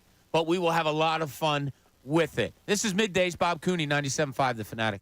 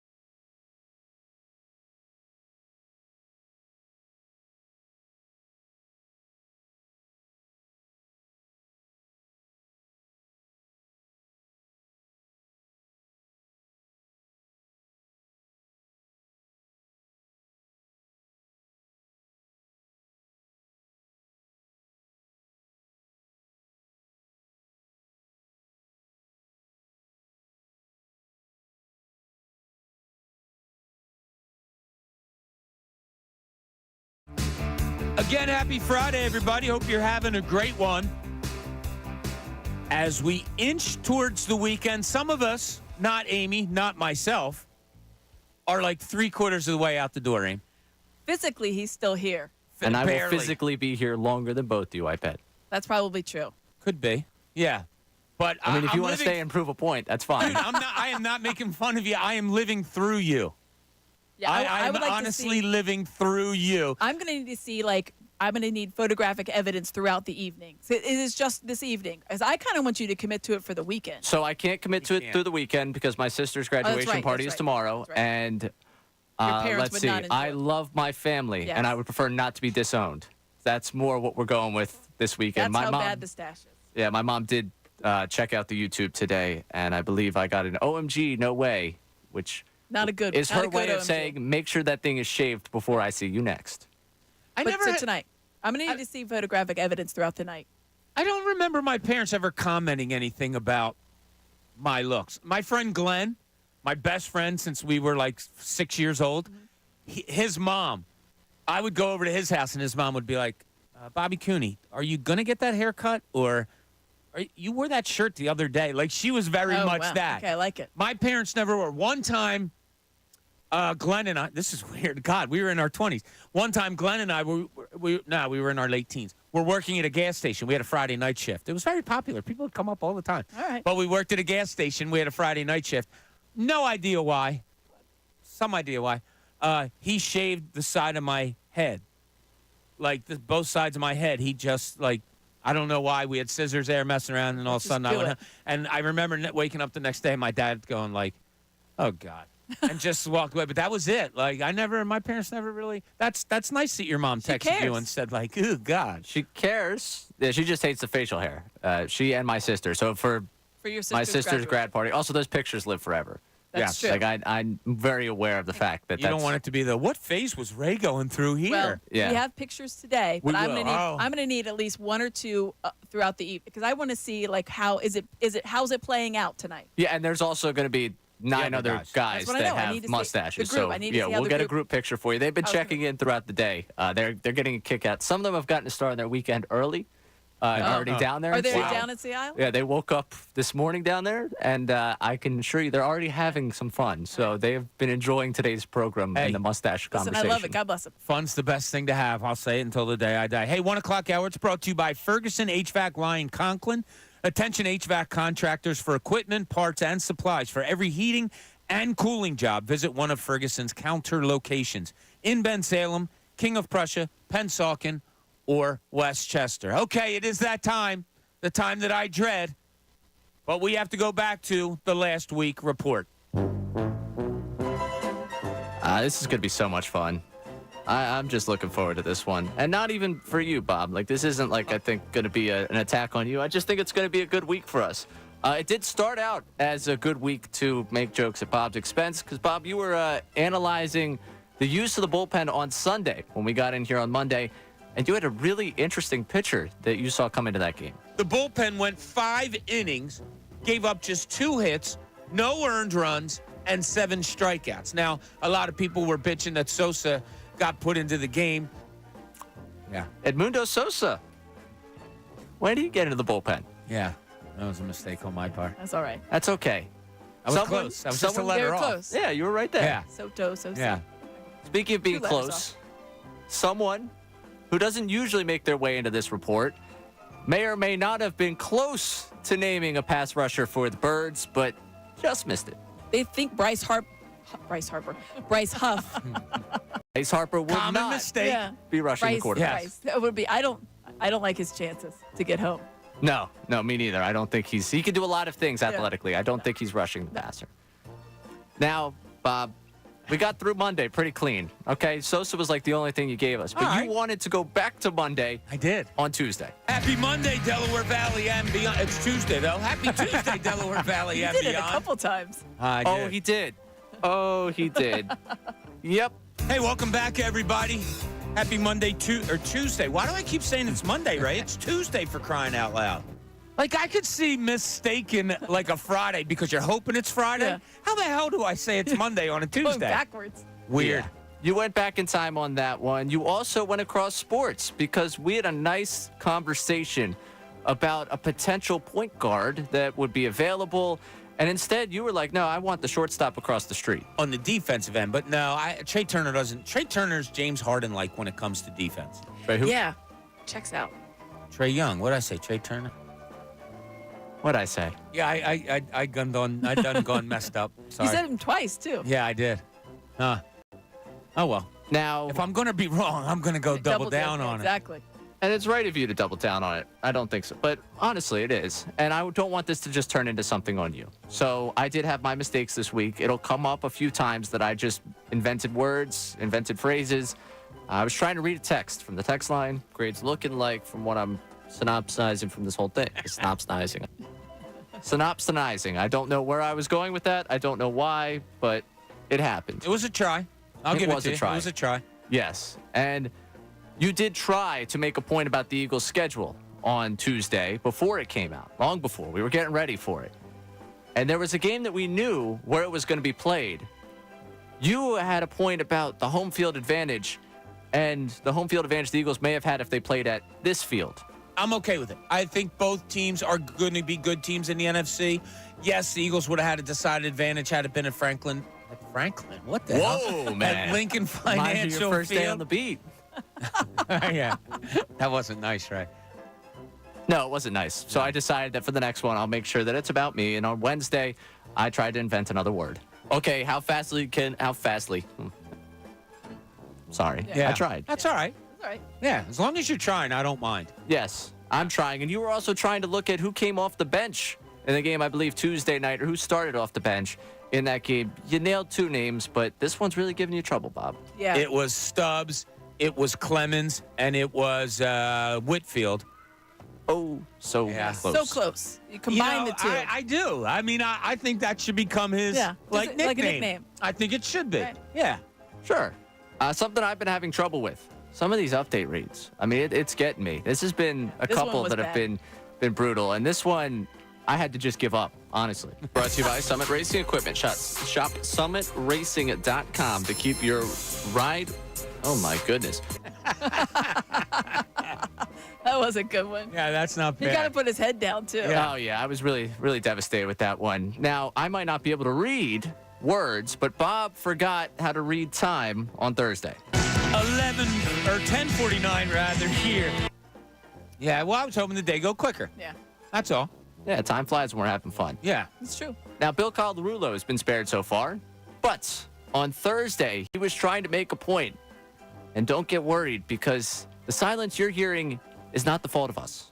Yeah, and I think that's probably why they do it. But I look at that Cowboys team, and yeah, they still have a lot of weapons. Just turned my mic Oh, off. I was going to say, I thought mine was broken. No, I just turned it off by accident trying to grab my notes. He loves his notes. He, a little too much on that one. He's got a lot of notes. Yep. Now, Bob, you did give us the Franklin Field gem earlier. You also took us back in time to another time in football history. Da-da-da. And they'll show the Baltimore Colts, or Baltimore. Yeah. Look, a lot of words come out of my mouth He's having got to a do lot this going show. on. They're not always right. I'll be the first to admit it. And we got the quick turnaround. We have a Friday mistake in this week's Last Week Report. Bob, it's the Sixers. It's the Knicks. It's one series. They only played one series this Yeah. postseason. Yeah. And they lost in 5 games to the Knicks. Come on. There are already enough upset people Yeah. with the 76ers. Don't take at I'm least just one trying win to away. move this thing along a little You quicker. took game 5 away from them. That was a great game. Maybe I took game 6 away from them. That's true. Yeah. Oh, Scotty Scheffler, what did he do there, Aim? That was a birdie, I believe. He's 7 under for the you tournament. can't rattle this guy, right? Great job by you, as I love always, it. on the I have last to week say that is report. my favorite, even if I'm not here, which I haven't been here a lot of Fridays. I'm usually here earlier in the week. I love being here as many days as I can, but that might be my favorite thing. I always listen on Well, Fridays. if you want to hear yourself, Aim, we have a little surprise for you. Oh, no. Yeah, I would say Yeah, 5 o'clock hour, best show ever. Out of context. You might Oh, want to yeah. be listening. All right. I Yeah. will. Yeah. Yeah. Okay. You'll I get find- it's the flash. You know what the coolest thing is about I got Amy, it. though? I'm Like, on it. She said it, and she's like, and I'm just flashing everything I can. And all I did was look at you. I did like, not make yep. a face. I just looked at you. She picked up on what she said, but not a smidge of embarrassment or anything. Beyond you that, just kept rolling. Just going on. That's all. I'm willing to put it out there. Set myself up. So, big sports weekend as the Phillies will be hosting the Nationals, as we know. You got the PGA Championship going on. There must be some people on our YouTube page are saying that this story is getting nuts or has been nuts. I wonder if there's more to this Scotty Scheffler story about him getting arrested this morning. I don't know. We talked about that. But, Aim, what is your sports weekend like? Do we have some Little League going on tomorrow? Little League going on. We have Little League going on tomorrow. We have flag football tonight, and we have Little League baseball tomorrow. Flag football. Sean's playing flag football. He does. Plays flag football almost year-round, save for the summer. Well, he does his flag football camp. My kids didn't have that when they were growing up. I wish He really they likes did. it. Yeah, he really likes it. Yeah? Yeah, he plays all time. He's pretty much the quarterback the last several times. He's Lefty. always going to be the quarterback, the pitcher, the top scorer. He's I don't know if just he's the that top kid. scorer, but he has a good arm. He has good hand-eye coordination. He's a lefty. He throws a decent ball. So Yeah. I think that they have him back there, and they could trust him to kind of do this. He does. He pitched last night. They had a game last night. They won. So he pitched. How many innings?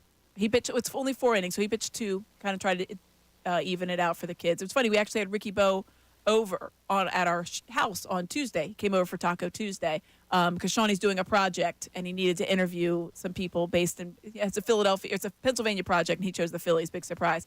So we interviewed Ricky, and then of course they snuck out back, and Ricky's giving him some tips on throwing, and because Ricky's a lefty too. So, Yeah. and threw hard Ricky's a lefty? at golfing, which is so funny. Isn't it? Oh.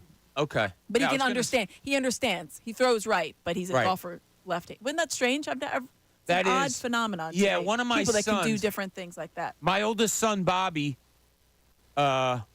writes. He eats left-handed, throws right-handed, writes left-handed, I That's believe. strange to me. Is he right left-handed?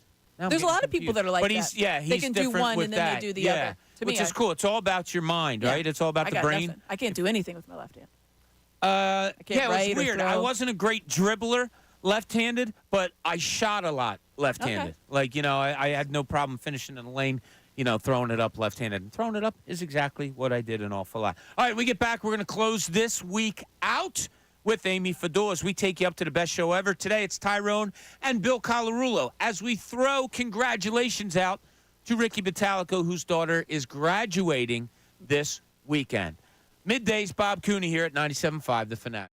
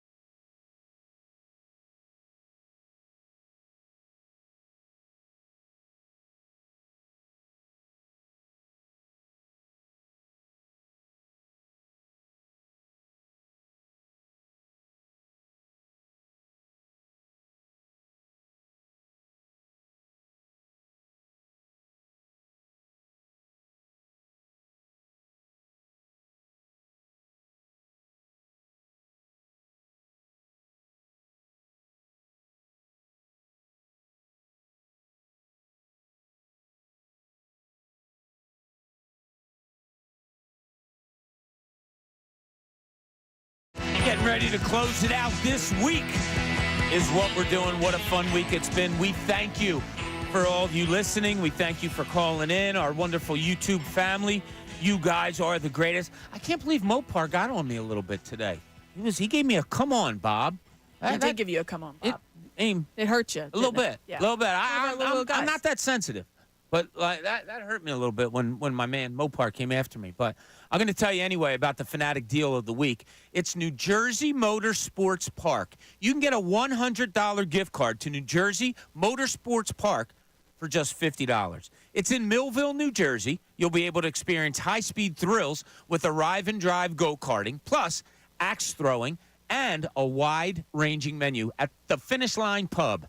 Get this exclusive offer while supplies last at 975thefanatic.com/deals. Mike in Bluebell's been holding on. I want to get to him. Mike, you're on 97.5 The Fanatic. How you doing, buddy? Awesome, man. Doing great. A great show today. Thank you, bud. I got two traditions that I really like. First one's local. All right. First point for the home team at the Palestra when they throw out the toilet paper. Streamers. Mike, was that the greatest or what? Streamers are the best. They've tried to bring it back. Man. Yeah. Have you now? I don't know. Were you around ever in the Palestra at all when they threw them? Oh yeah. I mean, back in the day, the 80s, even in the 90s, they were still doing it. I think. Okay, great. Yeah. Do they do it anymore? I don't know. Yeah, they started doing it again. So you have to get both teams to agree that they don't. They'll miss the technical foul on purpose. We saw it in the Big Five Classic. Oh, Big Five Classic, we did. Yeah, You're right. They would do it. Yeah. And then my second one is more national. It's Jump Around House of Pain for Wisconsin. Yeah. Oh, yeah, that's good. Yeah. That's Mike, a good one. thanks so much. Much appreciated. Yeah, there's I was thinking of one. I love the Phillies coming down through center field on opening day. That's always a fun one. I like that. Yeah, that's pretty cool. Do you remember when they had the On Deck series and they would have guys doing different things because it was the very tail end of spring training, so they would always play a game or two here. And Ryan Howard, absolutely. Ryan Howard would be taking tickets, and you have Cliff Lee working in the Majestic store, that kind of thing. Yeah, they did that a few times. I thought that was really neat. Yeah, Ray, any coming to your mind? Do you remember any of these traditional things that maybe you? We had a text actually, the Iowa Wave. Oh, to the Children's to Hospital. the hospital. That's amazing. Dude, I remember the first time I saw that gets me chills now. I swear to God, I cried my eyes out. It's amazing. That is so special. That is one of the coolest That's a good things one. ever. Good job on the text Yeah, line. that was good. Oh, did you? I don't know if you saw this. I bring her up often, Caitlin Clark or whatever, but she's dating Fran McCaffrey, the coach of the Iowa boys team, who is a local guy, was a backcourt running mate of Pat McClune. That's right. He and Pat McClune played high school ball You gotta together. finish the sentence, my old 'cause boss. right now she's dating Fran McCaffrey. Right. She's dating his son. Yeah. You got to put that possessive on there. You left it out there. What did I say? Because You started describing Fran McCaffrey Yeah, a I little was too like, much yeah, before you got gotta to the finish that. punchline of Otherwise the she's setup dating there. Fran. Yeah. So that's quite a basketball because he played for Fran at Iowa. At Iowa, also. correct. Yeah. So, there's a thing about dating a woman that's taller than you that I don't think I could ever do or anything like that. I don't think I could never date a girl taller than me. Okay. I don't know why, but I feel inferior enough places. I don't need to feel inferior there.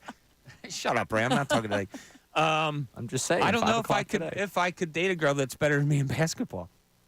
Really? I'm sure I'm kidding, but I don't Don't know. you think it would be fun? Yeah, it'd be fun. Would you date someone that's better at you in golf? Sure, absolutely. So it's just basketball? Well, that was my sport, supposedly. That's what I'm wondering. Yeah, I don't know. All right. I think it'd be. I don't know why it was the first thing that I thought of. Was I look at the picture of the two of them and I go, "Damn, you played Division I basketball and your girlfriend's better than you." I Right? mean, there's not By going a to be. lot. Yeah. She's going to have trouble finding someone that's, Yeah, there is that point. So the question that we started off today, we'll end with today. Amy, when I asked about questions for your biggest question mark for the Philadelphia Eagles, Jalen Hurts, what is the question that you need to see answered most right away from him? From him? Yeah. The confidence level. I need his confidence level to be back where it is. I saw a very shaky quarterback under center, decision-making really, really questionable at a lot of times during that, even at the beginning of the season, but really came to a head at the end of the season. So I need to see that surefire. I know exactly what I'm doing, where this ball is going. If my first two options aren't there, I know what I'm doing. And I don't know that I saw that. I've got to see that from the jump. I love that answer. Ray, yours was pass rush as far as biggest question mark. Who is the person that can answer that question most for you this season? Or maybe who has to? I mean, they paid Bryce Huff. Okay. So, hey, man, they brought you in as we did the Son Reddick deal, and it worked out for us. Now it's time for you to be the guy here for this pass rush. My biggest question does go to the defensive side of the ball, and pick a linebacker.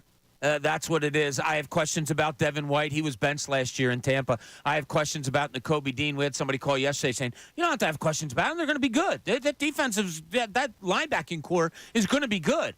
I don't know where right now. Hopefully it is, but that's where my biggest question mark comes when it comes to the Philadelphia Eagles right now is who, what, and how are these linebackers playing? Because I just don't exactly know what's going to go on there. All right, listen, we hope you have a great, great weekend. I want you to stay tuned for Tyrone, Bill Colarulo coming up next on the best show ever. We will be back here Monday morning, 10 a.m. Hope you join us then.